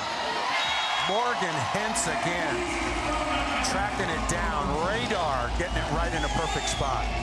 There's so much more to being a libero than just digging and playing defense. That second ball contact, the libero takes that second set. And that is one of Morgan Hintz's strengths. That was a perfect set. The United States has an embarrassment of riches at the libero position. Justine Wong-Morantes, Lexi Rodriguez, Elena Scott. And I asked Morgan Hintz, I had a chance to talk to her before the match. And I just walked over to where she was warming up and I said, 2028. And she knew exactly what I meant. She knew exactly what I meant. I don't know how head coach Eric Sullivan is going to make a lot of choices, but particularly at that position. Ball hit out of bounds by the Ignite, and now the Atlanta lead grows to 19-13. Get ready for another epic round of UEFA Champions League. It's the second leg of the knockout phase playoffs. See which teams can secure their spot in the round of 16 and which teams will be eliminated. Coverage of European football's most coveted competition begins at 2 Eastern Tuesday right here on CBS Sports Network, and stream every match live on Paramount Plus. What do you think that conversation is about, Madison? I think it's about feeding the middles when you get the good pass and spreading out the offense. Don't let Atlanta vibes block get into a rhythm.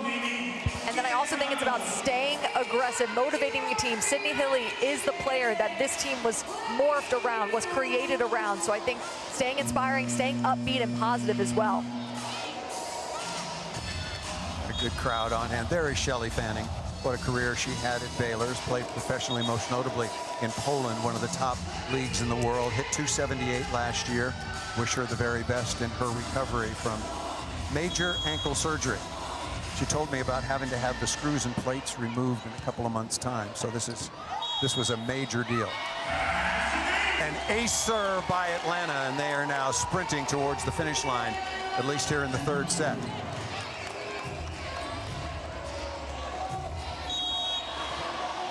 Wow. Oh my goodness. Remember the call we had? Millimeters in or millimeters out. CeCe Crawford, good play on the slide. And that might have been another conversation. Get CeCe Crawford involved, run her on the slide. The slide has been her most effective attack tonight. Look at the passing numbers. Both right now, positive passing. In other words, where you have at least two options. 50% for Atlanta. We'll give you Indies in a moment. That's a mistake. Easy serve that time. And that ball killed out of the middle on the combination play. 44% for Indy, so several points below. Annapolis is challenging. Perfect pass. You have every option available. A good or positive pass. You have at least two options. Challenging whether or not that ball was up or down. Atlanta leading 21-14. Indy won the opening set after trailing 16-11. They came storming back. They won at 30-28. Then it's been all Atlanta in the blocking and defensive phase. They now have 10 blocks and 52 digs. Indy doing work there as well with 48 digs. I'm looking for Morgan Hintz. I want to see her defensive number. She's passing at 50%. She has 12 digs. Yeah, that ball was legally up. So whistled down, so good use of the replay, so there's no floor touch there. You can see Sydney Hilly getting the spatula underneath that ball.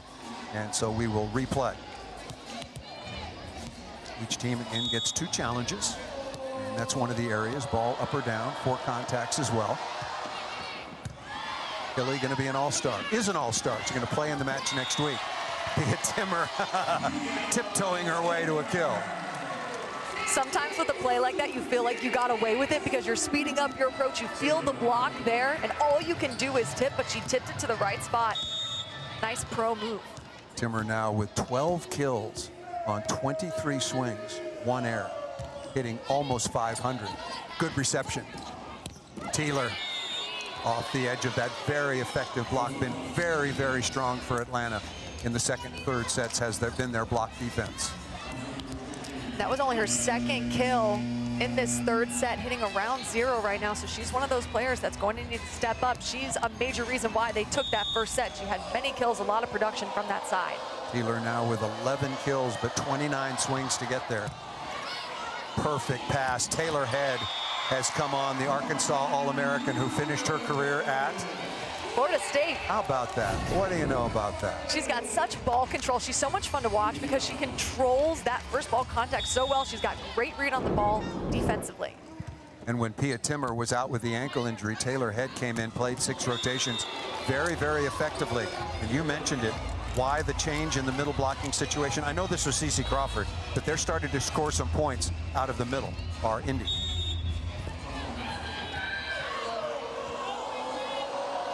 Comfortable lead here for Atlanta. Indy running out of time. Good block touch. And Lydia Martin just missed it out of bounds. That might do it for this third set. That was set up well off the block touch, but Martin, good connection, just missed it well wide. Just over-rotated a little too much on it. Beeson's been solid, really good line-to-line serve. Martin cutting inside, dug of course by Hintz. Right back at you by Murr. Wonderful swing by Martin into the deep cross-court corner. I'm cracking up that you said Doug, of course, by Morgan Henson. It's true. She lines up in the right spot. If you hit it anywhere around her, she's going to pop it up and get a good pass on it. So nice adjustment by Isabel Martin going deeper to that corner area 5. Well, she is the mayor of Hentzville. She controls all of that real estate. And I mean the whole side of the court, part of the middle. Hentzville has expanded since she played at Stanford. It's even more territory. We've got the mayor of Hentzville and, of course, the governor, the one and only Jordan Larson. And Morgan Hens is leading the league in digs by an absolute landslide also coming into this match with 184. The next closest had 131. Lisa Havili, 6 years a pro after taking Kansas to their only national semifinal.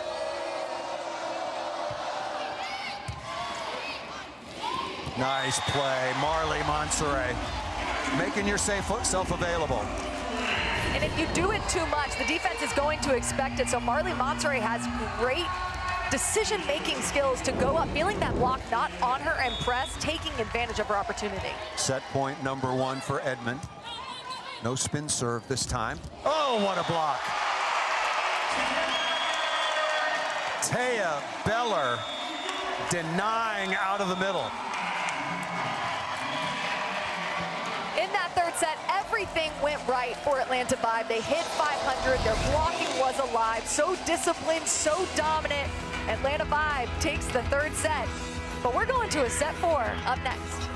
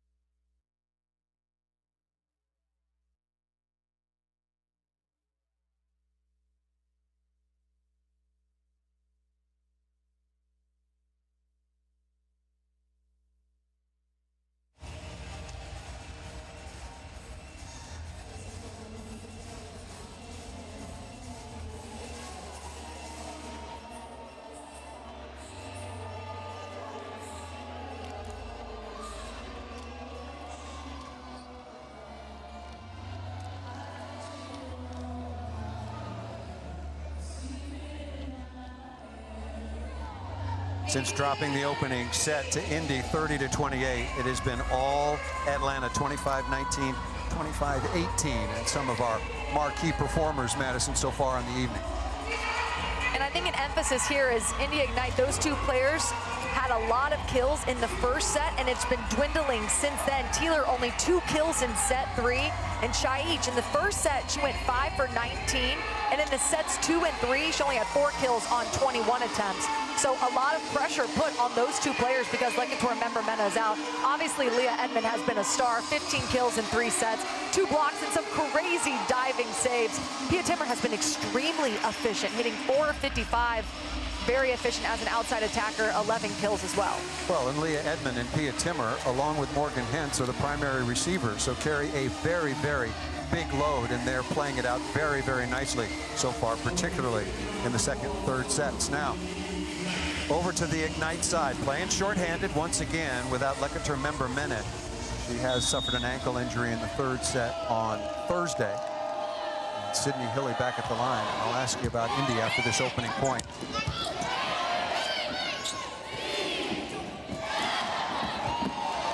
Oh, that's a break. Leah Edmond able to get the ball to the floor. So if you're over on the side of George Padgett, the head coach for the Ignite, what do you tell them in between sets? I think you definitely need to run through your middles, get your middles involved. They're in system. They're passing the ball well, but they just need more production offensively from more people. Average pass, Ajani Taylor, good block touch. First contact by Beeson, and back-to-back off speed. Everybody's saying keep playing. We've got some help. That ball was to the floor, so back-to-back off-speed kills by Leah Edmond, adding to her total. Leah Edmond is really difficult to read and dig because she's got so much power, and she rips a nice, strong swing, and then she can drop the tip in at the right time.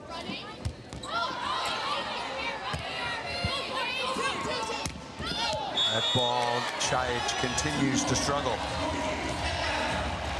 4-time All-American at Kentucky was Leah Edmond. What a career she had in Lexington. Wheels are turning for George Padgett, but sometimes when you're without your best player, you can turn all you want. Those are hard numbers to make up. McKenna Vicini is now on the floor wearing number 12 in black for Atlanta. Stanford.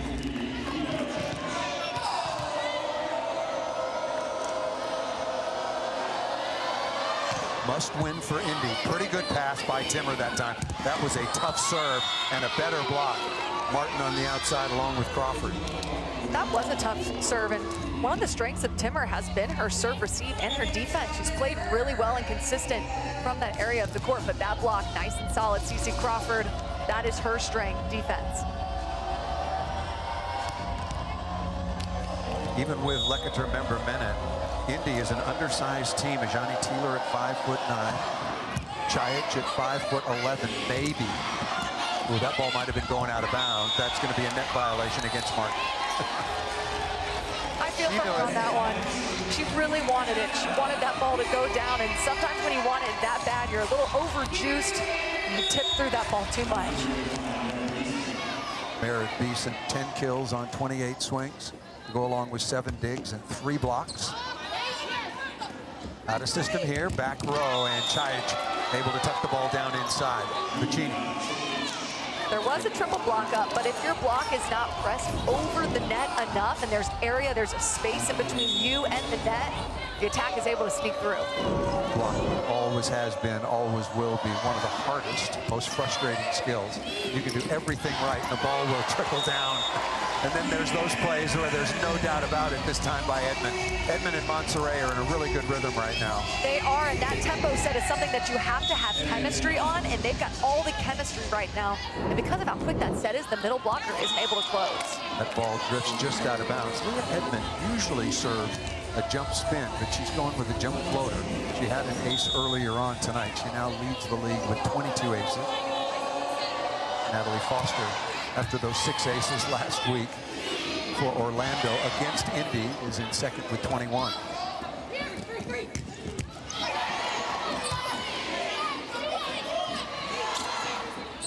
Good play by Taylor to come in and get first contact. The little things sometimes get you ahead the point. Absolutely, they took care of all the little things there, and then Lydia Martin taking advantage of that block not being closed. Nice strong swing by her. If she gets a set to her shoulder and she's got that fast snap, she's able to take care of it. Good response by Indy, down 2 sets to 1 and trailing early. That's a mistake to Hintz. Puccini, good block touch. Chaich missed it out of bounds, no touch. Sydney Hilly has given Chaich a lot of opportunity in the back row. Sometimes she's finding success, sometimes she doesn't. A little bit of a harder area to attack from because you've got more area to mess up. Tough for a setter to be without your Kylie Murr. That's one that just kind of eats you up.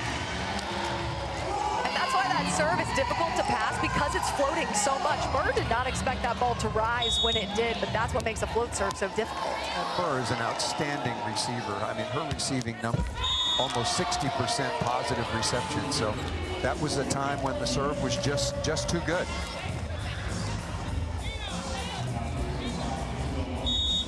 Indy at 5-4, Atlanta at 5-5. These two teams will play once again midweek before they take an all-star break. Everybody takes an all-star break. Taya Beller once again. And we have come to the first technical timeout of the fourth set. Must-win situation for the Ignite. Atlanta on top, 8-6 here in the fourth.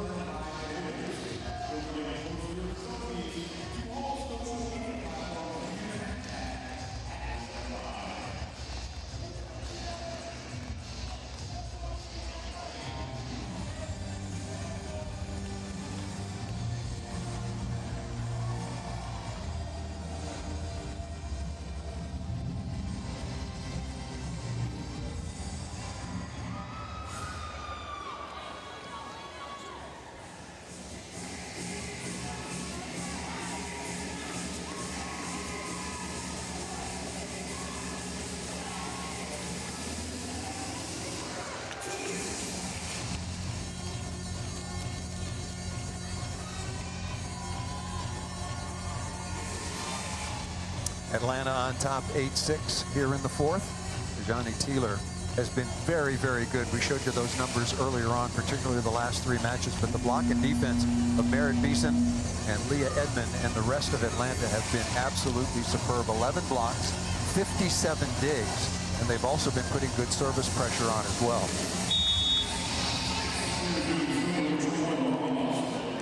So Monserrat back to serve. Pretty average pass off of that serve. Block touch, nice play by Edmond. Timmer over the top. Hintz has been really good in transition setting.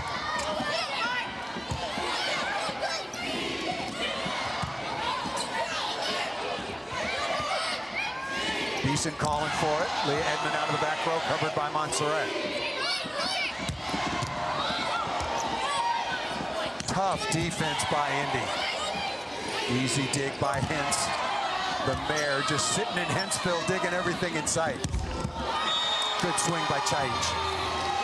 Wow, where to even begin with that? The defense on both sides of the net is amazing. Morgan Hintz, you're right, does not let anything drop in that left back position, but Chaich has done a nice job at sneaking the ball inside the block if it's not pressed or closed enough, and right there you see a couple inches of space that she took advantage of. Chaich has had to take so many difficult swings in transition so far on the match, but that's her job. Pretty smart play by Monserrat. And a really smart play considering Lydia Martin is in left back, who's not comfortable usually reading and digging that ball, so nice vision and no two by Monserrat. 52 assists, 4 kills the other night in the win at Grand Rapids to go along with 20 digs. Monserrat, a very renowned name at the University of Florida. Allie and Madison sisters also played for legendary head coach Mary Weiss. Once again, if you're just joining us, we had mentioned it earlier, Mary Weiss announced her retirement after 34 years on the sideline with the Florida Gators. A remarkable, remarkable career. So many contributions both on and off the court. We wish her well. Beeson, oh, missed it out of bounds. One thing that Marlee Monserrat does really well is she reverses the flow back to that right side area of the court at a really high clip, a really exact level. Beeson hitting 221 so far on the year. Got to improve that. That's in terms of efficiency. Leah Edmond off the edge. Explain efficiency as opposed to kill percentage. They're decidedly different things. One of them takes into account errors and missed swings and errors in that regard, and then the other one doesn't. And it's just preference which one you want to use. Yeah, it's net or gross.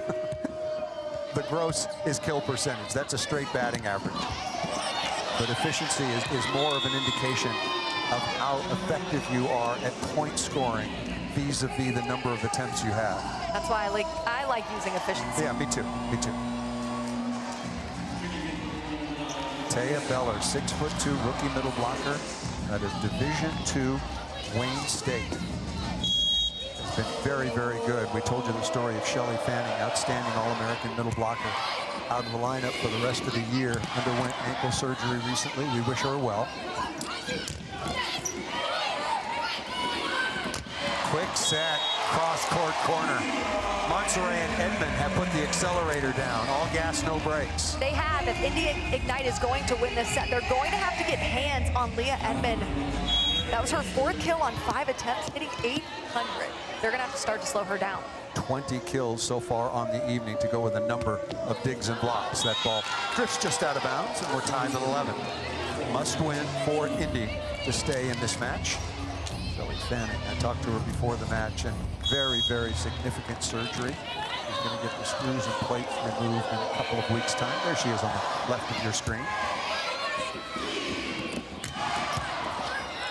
Dug by Crawford. Good set in transition. That was absolutely superb by Hilly. It was beautiful placement, beautiful location, nice height on the ball. Isabel Martin had all the time in the world. Nice patience on her approach as well, and then avoided the hands of the block and wove it in between 2 defenders. Boy, Martin is having a really good match. Passing, not where she would want it to be, but 11 of 28.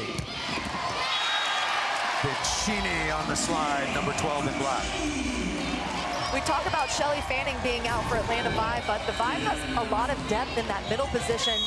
We've seen 3 middles out here playing, and Piccini taking advantage of that gap in the block, not all the way closed. Good block touch by Piccini.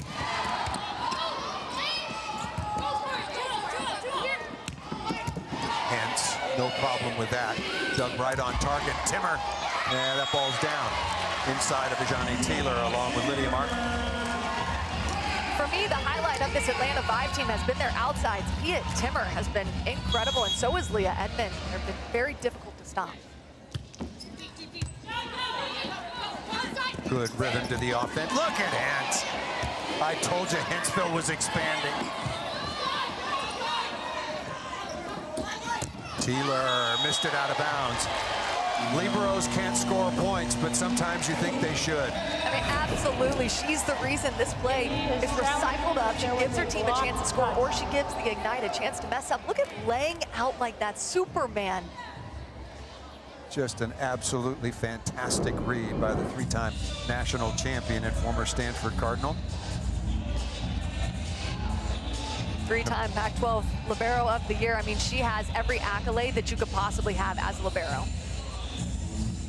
First team All Pro Volleyball Federation last year and was Libero of the Year in the inaugural season. Once again, a reminder, the All-Star match coming up this Saturday on CBS at 1:30 Eastern Time. Ollie McPeak will be there along with Emily Eamon, Madison Fitzpatrick, yours truly, Paul Sunderland. Really looking forward to it. I've heard it's going to be cold, though. What do you know? A suburb of Indianapolis in February. But thank goodness, as someone told me years ago, this form of the game, volleyball is an indoor sport, so it's all good. 14-12. Atlanta on top, 2-1. Edmond again, jump floating. Oh, Lena Scott with an absolutely wonderful pass. It's all about the serve and pass game. Really, if you break down volleyball down to the basics, serve and pass is so important. Elena Scott set up that ball perfectly to Hilly. Look at the ball control. Her legs could be moving, but her platform knows exactly what to do. She's so experienced on that serve-receive line. A standout at Louisville. Twice All-American and twice, maybe 3 times All-American if you will, but twice the ACC Defensive Player of the Year. Double sub on the floor now. Piccini is blocked by Martin. Grace Wade. People know her by Grace Cleveland from Purdue, along with Anise Avili at the setting position. Watch Lydia Martin track that ball and then dive those arms into the angle. Good read block by her. Easy serve to Hintz. And Timmer goes over the top. Set up once again by the perfect pass by Morgan Hintz. On the year, Hintz is 59% positive passing and 32% perfect. You have to avoid her on that serve-receive line. You've got to go somewhere else and provide some service pressure, because when insistent, Atlanta Vibe can score at a high clip. Avili going right side. Oh, that's a nice dig by Edmond. Tough for Wade to come off the bench and take a quick swing like that. Edmond again, but Isabel Martin with the kill. The Indy Ignite is a team that never gives up. A lot of their games that I have watched, they've been down and they have been fighting, and they are never out of it. This is a gritty team. Martin has had an exceptional evening. 13, making 14 kills on 31 swings. As has Pia Timmer. Pia Timmer, you pointed it out, Madison, after the third set, that Pia Timmer and Leah Edmond were basically unstoppable in that third stanza. We come to the technical timeout. Atlanta up by 1.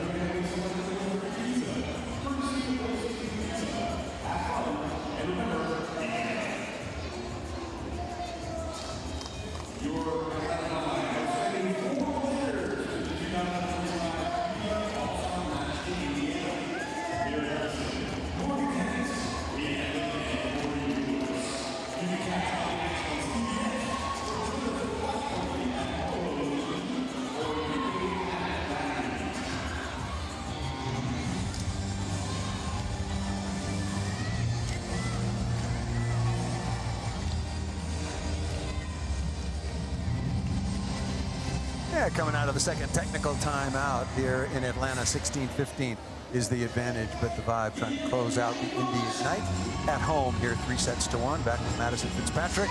And speaking of Madison Fitzpatrick, let's take a look at your picks right now for the front runners for Rookie of the Year, and it's a good class. Well, the draft was a fun one. There's so many talented rookies this year in the Pro Volleyball Federation. Natalie Foster's first in hitting efficiency in the league at .423, and first in aces. Corey Lewis, second in the league in hitting efficiency, super quick. We've seen her out here today.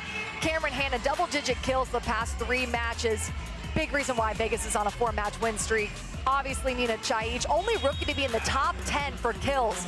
Tegan DeFalco, third in the league in digs as only a rookie. And Mara Beeson, I cannot leave her out. Standout at UF, Nebraska, and now Pro Volleyball Federation.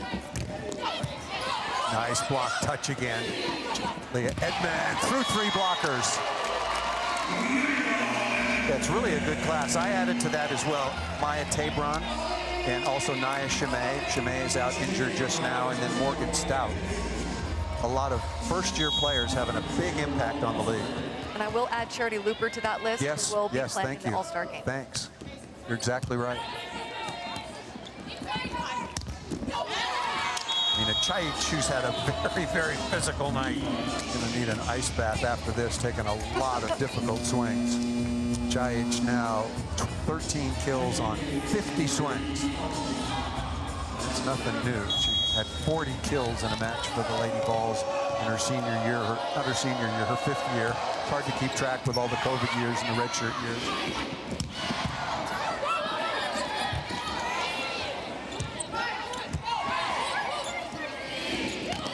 Smart shot. The block was all over that time by Beller. And tucked down inside. Isabel Martin having a really solid evening on the road against the Vibe. 14 kills, hitting over 310 digs, so a cool double-double for her. She has really stepped up when needed. Carly Scott out of Michigan. Played for Orlando last year on to serve. Combination play, Timmer. Saved by Wade. Somehow dug by Montserrat. And not this time. Chaich down the line. What a good response by the Ignite. Just not going to go away after they had been beaten down 25-19, 25-18 in the second and third. Now with a lead here in the 4th.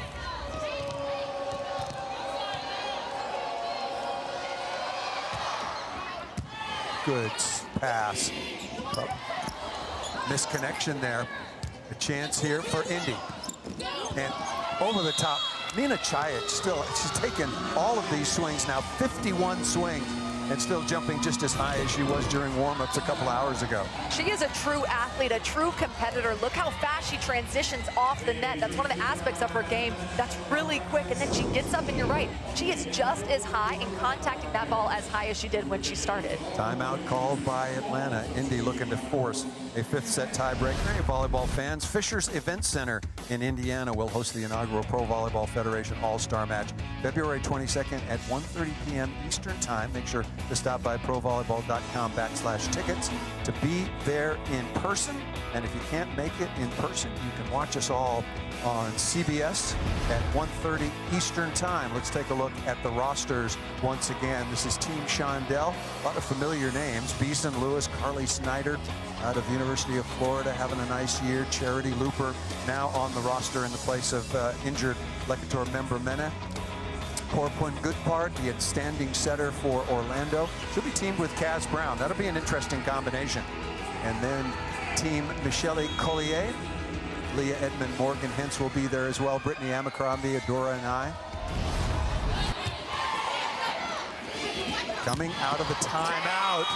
That is a big kill. You know, I wanted to, nothing against Michele or Dave Shondell, but Holly McPeak asked me to come up with some names for the All-Star teams. Let's hear it. I really endeavored to do it. I mean, I spent a lot of time thinking about this, and I just got rejected. Nobody paid it any mind. 10 minutes, you spent 10 minutes. Lots of time. Some serious time. Wade again, rolling over the top. I'll give you some of my samples in a moment. Pia Timmer missed that out of bounds. So we had the Dynamos, the Terminators, the Hammers, sorry, the Diggers, the High Flyers, the Rockets, the Meteors, and the Defenders. I volunteered all of those, and none of them. They turned you down? They flat, turned down flat. They must not know talent when they see it. I mean, those are incredible. It's almost like a 5-year-old wrote those. I'm kidding. 6, give me 6. Johnny Teeler is back on. Indy leading 20-18.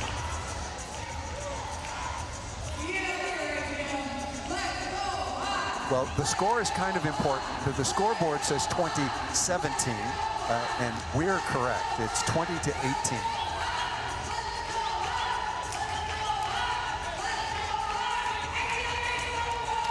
Indy trying to force a fifth set tiebreaker.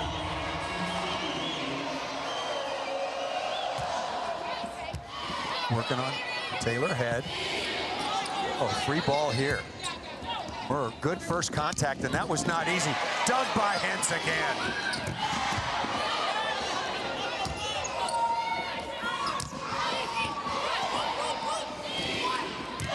Leah Edmond in trans. This is the Atlanta vibe at their best. Morgan Hintz, perfect to Marley Monserrat, to Leah Edmond. Watch this dig. She lined up perfectly, read that down her line, cross body attack. Nice pop-up, and then Leah Edmond just keeps swinging because no one can slow you down. 18 digs now for Hintz, and a very untimely service error that time for Beller. Chajic already has a couple of aces so far on the night. Had one in the opening set, and then an absolutely perfect serve right on the end line. Really good bounce back, gritty bounce back for Chajic and the Ignite. Edmond, and in rhythm again. Leah Edmond, last year's MVP. Maybe off to a slow start, but a slow start no more. I don't mean in the match, I mean for the season. And even with that slow start, she's second in the league in points behind Brittany Abercrombie. 24 kills on 51 swings.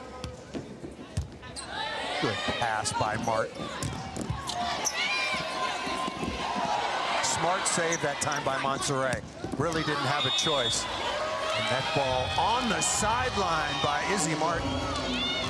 Izzy Martin has really stepped up at UF. I watched her swing with a ton of power, and here in the league, she's playing with a whole lot of range, painting that sideline Nice sharp swing. Digs balls, blocks her position, and also pretty good in reception. Good play by Head.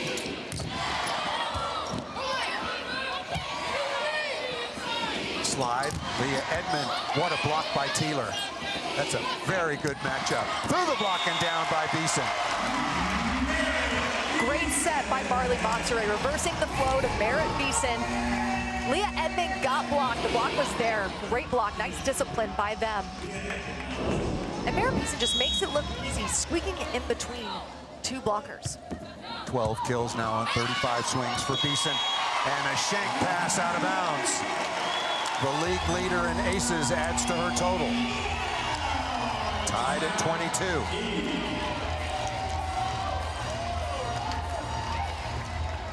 Looking at Caleb Anworth earlier today about Leah Edmond and how much she cares and how hard she is on herself when she's struggling like she was in the first couple of matches. In one match, actually, she hit negative, which means you have more errors than kills. That is not Leah Edmond kind of attacking. So she has certainly, I don't want to say turned it around. That would be an overstatement. She's just playing like Leah Edmond usually does. Vegas on top, 7-2. Omaha at 7-3. Orlando, the Valkyries, maybe the hottest team in the league, have won 5 in a row.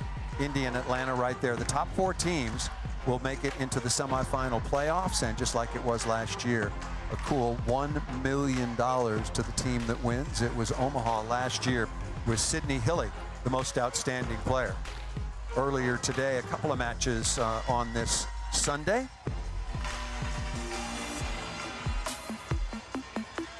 San Diego, the Mojo, taking on Brooke Nunaviller, and Omaha taking control of that, up 24-19, and then closing things out 3-0. Good win once again. Ellie Batenhorst, the former USC Trojan, and most notably Nebraska Cornhusker, on the sideline. Indy after the big side out there, 23-22. Here's a Johnny Teeler. Good serve down the line, well handled by Timmer. Beeson is blocked. 3 blockers up, led by Lydia Martin. Timeout called by Atlanta. I am really impressed with the Ignite hanging in after they were outplayed and by a margin, 25-19, 25-18 in the second and third sets. What do you think the key to it has been for Indy turning this around? I mean, it's just a quiet resilience. They have kept their foot on the gas pedal, and even though they made a couple errors early on in that set, they've had short-term memory. They've forgotten about it. They keep their foot on the gas pedal. The outsides are producing at a high level. Right now, they're hitting at a higher clip in this fourth set, hitting 297 to Atlanta's 250, so a little bit more on the efficient side. And we know Atlanta is difficult to put the ball down against, so that foot on the gas pedal is imperative. Lydia Martin out of the middle, very good substitution. She has had an impact both in terms of point scoring offensively and as well as a stout blocker out of the middle. The rookie, the 6'3" rookie, there she is, wearing that Q collar to prevent against further concussions.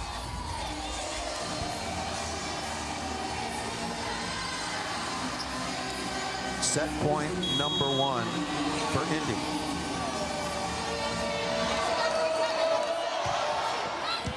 Oh. Ace serve by Ajani Teeler. Teeler the dealer. Johnny Teeler is incredible. That was so exact. And that was a really brave serve, line to line. It's a high risk, high reward serve, but Ajani Teeler delivers it. Now we're tied 2-2, and we're going to 5. Ajani Teeler having a heck of a campaign, and what timing this is. Right on the sideline. Wishful thinking by Timmer.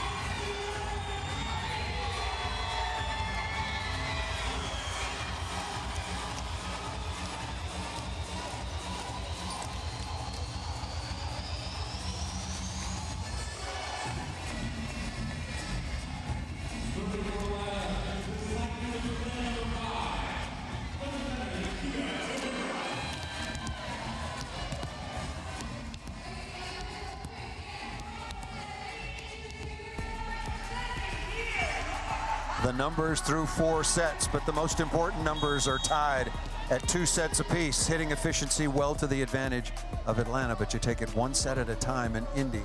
How impressive was that comeback?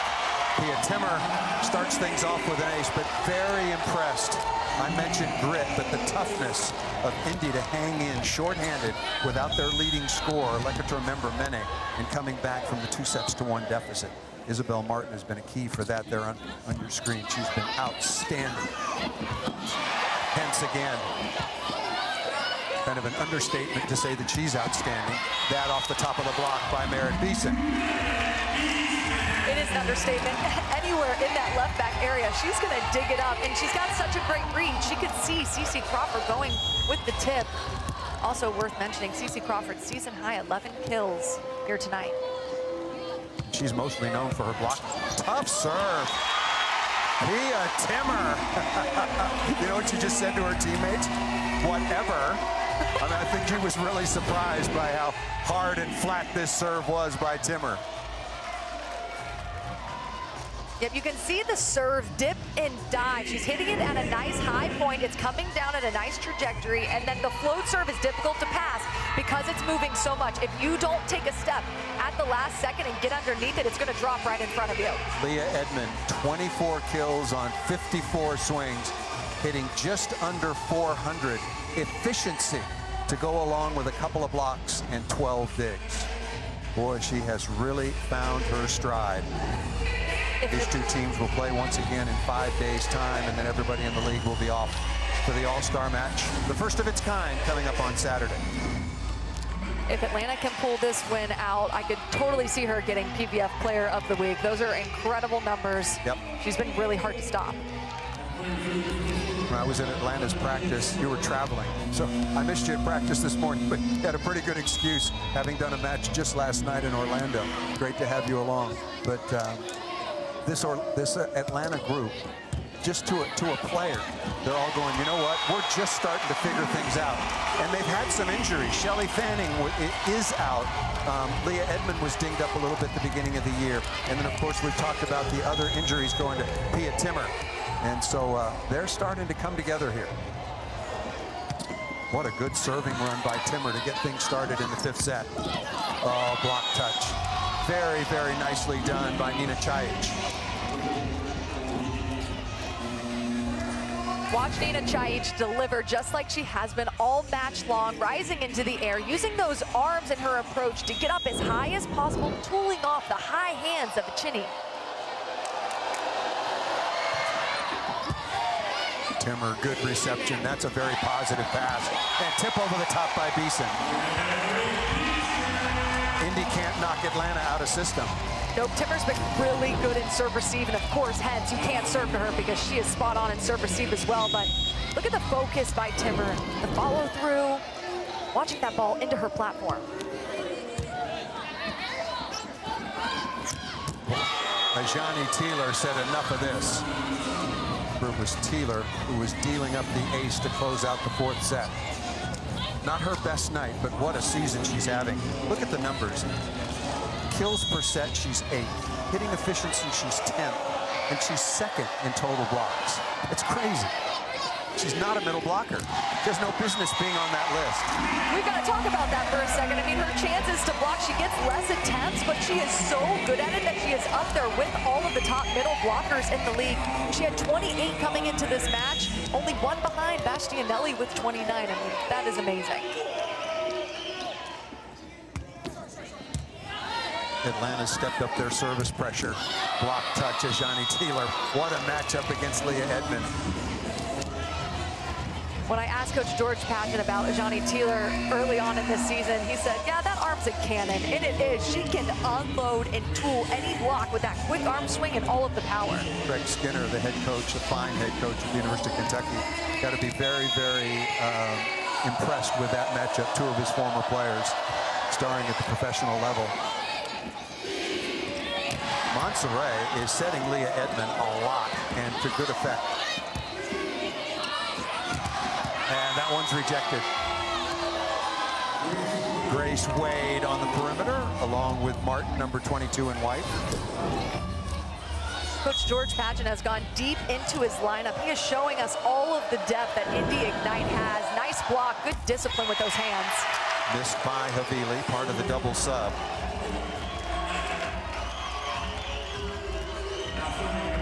These are deep, talented rosters. Grace, then Cleveland, now Wade, had a wonderful, wonderful career at Purdue. Good block touch. Edmond is a really good center fielder.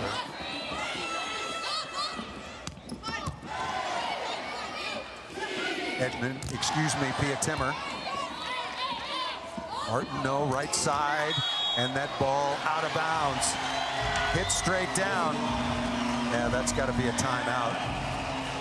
They've come to the technical here in the 5th. Atlanta on top in the tiebreaker, 8-4. Indy is challenging a block touch.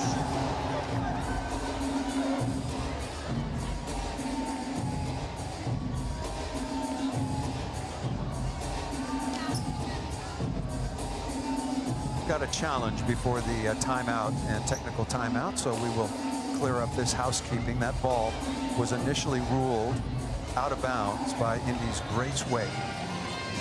Again, in and out is called electronically, so that's not the challenge. The challenge is, was there any contact? Yeah, they're challenging for a touch against Pia Timmer. Close one, but no block touch. Yeah, no block touch. No block touch, so the out call will stand.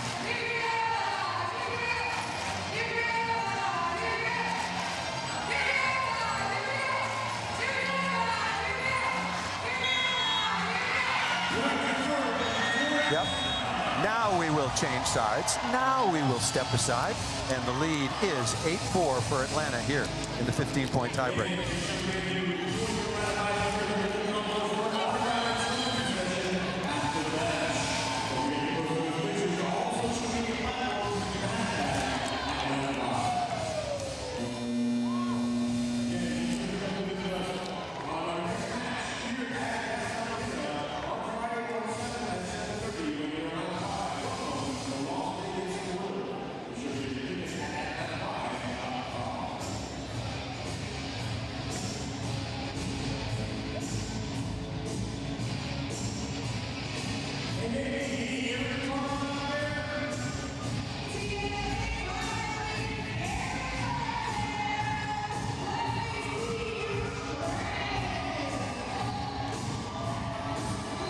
Atlanta on top 8-4 in this decisive 5th set, 15-point tiebreaker.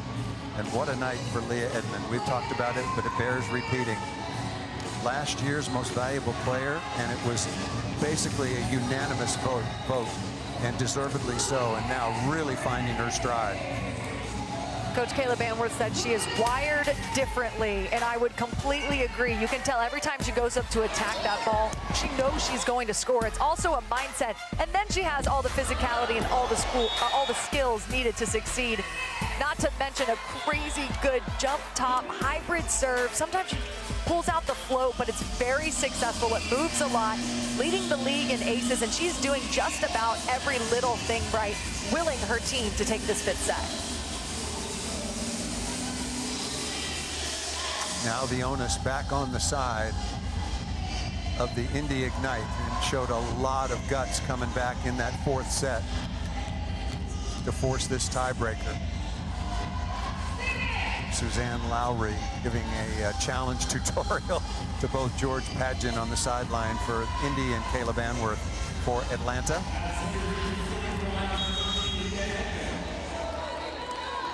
So Indy now has 1 challenge left in this, the 5th set. Lydia Martin came on relatively late and has had an impact on the floor now for the Ignite. That's her 6th kill on 10 attempts, only 1 error, hitting 400. They've set her at the right time. She's had a lot of success in the middle. Well, we'll relay a conversation after this particular play. That's going to be multiple contacts. Taya Beller able to put that ball away. We're talking to one of these 2 fine head coaches earlier today about their depth and whatnot, and we just looked at each other and said, you know, players decide who plays. Players decide. And right now, Lydia Martin is showing up right now and going to earn some more playing time. Chajic, good swing. First contact by Edmond, and that ball to the floor. Leah Edmond playing center field, really good block touch, and then delivering. She has her hand in every single aspect of the game. She's taking care of all of the little things, and that's what wins these fifth sets. Clean, playing the best all-around game, and right now, Pia Timmer has been almost as unstoppable as Leah Edmond, very consistent on that left pin. That is really a good combination. And talking about, when we talk about block defense, what we're talking about, the block doing its part, and then the backcourt defense doing its part as contributing as well. And that was a perfect example. Leah Edmond, and very vocal in the huddles. 10-5 is the advantage for Atlanta. Indy won the opening set 30-28. Then it was all the vibe, 25-19, 25-18. And then really impressive run by Indy to come back and take the fourth, 25-22, forcing this fifth set tiebreak. You said it well. It was a quiet stand by Indy Ignite. I've seen them do it a couple times this season. They are gritty. They're very blue collar. It's really fun to watch them play. And playing shorthanded, Lecator member Mena averaging 4.7 kills per set. Unfortunately, she injured her ankle, not only out of this match, but also officially out of the All-Star match. She's been replaced by rookie Charity Looper from Vegas.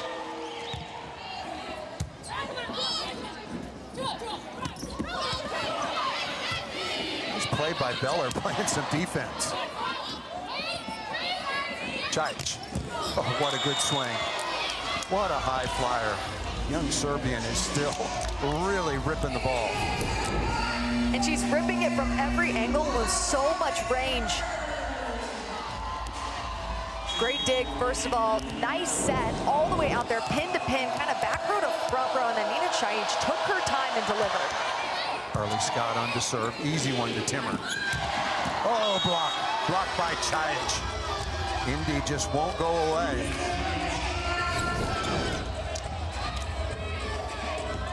Watch Chajic rise into the air. It's a swing block. She's using her arms to help her get up and press, and then it's all about that finish, pointing those palms into the court. Third block for Chajic, and Scott misses that ball just out of bounds over the end line. That was a big miss. Yep, that's a tough one to miss. In the fifth set, every single serve, every point counts.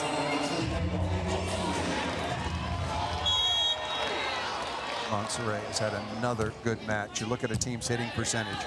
That's where you judge, and they were hitting .307 coming in, and Chajic, very impressive, number 23, all night long.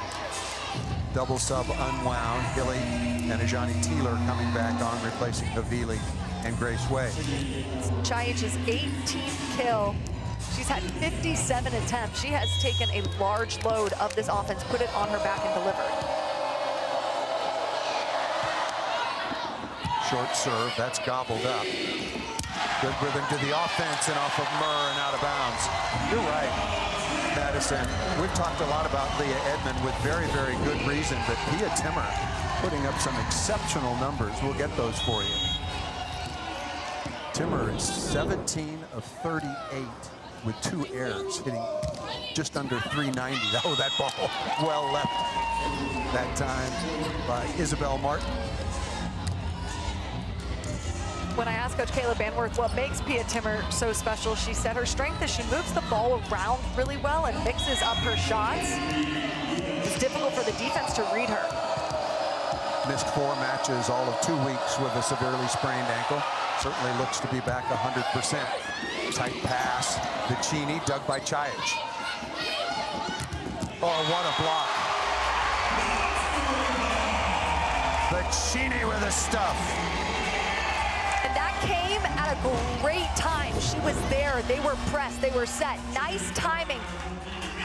And because this set came from so far away and deeper into the court, they had a lot of time to get there, set up right in front of that swing and take the angle. Whitney Bauer on to serve. Right side, Teeler. Oh, boy, did she disguise that beautifully. Change of pace. And I'm glad you brought that up. A lot of tipping off speed is disguising it. You're showing like you're gonna come in, you're gonna swing deep. You have a nice, strong approach. You wanna look like you're going to hit, so the defense is on their heels. Ajani Taylor does that really well. Nice, explosive approach no matter what. You can check that out next Saturday in Indiana for the All-Star match at Fisher Event Center, 1:30 Eastern Time on CBS. Down the line and out of bounds. Very good defense by Crawford. Some of the best plays you make are the ones that you don't. Absolutely, she had that left foot on the line. She tracked it all the way to the sideline and out. 13-11, tough serve. Yeah, to Edmond, you knew that was coming. Covered by Hentz. And Timmer can't track it down. Indiana back within one. And just like that, they just creep their way into it. They refuse to lose defensively. Nice heads-up play. Taking advantage of that. Morgan Hentz doing everything she can, though. She is so fast defensively. Good read by her. A lot of credit on the side of the white-clad Indy Ignite. On the road, short-handed. Played very well in the opening set, took the crowd out of it, 130-28. But then they lose 25-19, 25-18, and were blocked out of the arena for a period of time. This says an awful lot about where this team is and where they can go. Most definitely, and I think that this conversation right now is staying aggressive. Being smart, but staying aggressive. Service-wise, you got to go for your serve. You cannot give Atlanta a free point, an easy point that they're going to gobble up. When they're in system, they're very efficient. So aggressive on the serve for CC Crawford. And then keeping with the momentum. Indy has the momentum. Well, that's right in the wheelhouse of Coach Padgett as well. He wants his teams to go for it when that's what's needed. Remember earlier on when they were struggling and getting blocked? Keep swinging. Keep swinging. Now CC Crawford, what can she do from the line? Remember, Mena would love to be out there. To Edmond, no, right side. A chance to tie. Chaich comes up short. I think she was surprised by that set. I think she was too, and that was a conservative set by CC Crawford. I think she didn't want to double. She was going to go with the person right in front of her. Chaich wasn't expecting it.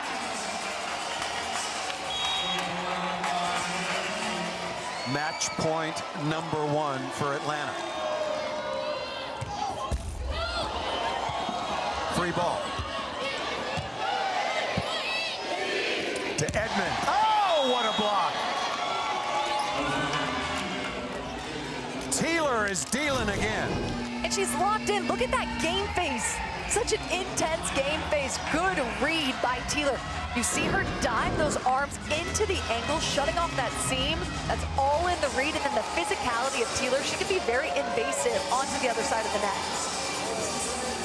That was really an amazing block move by Ajani Taylor. Once again, second in total blocks. And given the fact that she's not a middle behind only Ali Bastianelli, former star for the Illini. Another look at the block. Atlanta couldn't have drawn it up any better. Perfect set, one-on-one to Leah Edmond for the win. Wow. Ajani Taylor just said no. Amazing read. And then look at the press, and you can see the palms pointing back into the court. The stat line for her to be second in the league in blocks as an opposite is unprecedented. 15 kills to go along with 8 digs. No play any bigger than that stuff on Leah Edmond, too. Kentucky Wildcats going one-on-one. 14-13, match point number 2. 4-1 run for Indy. Leah Edmond up front, along with Beller.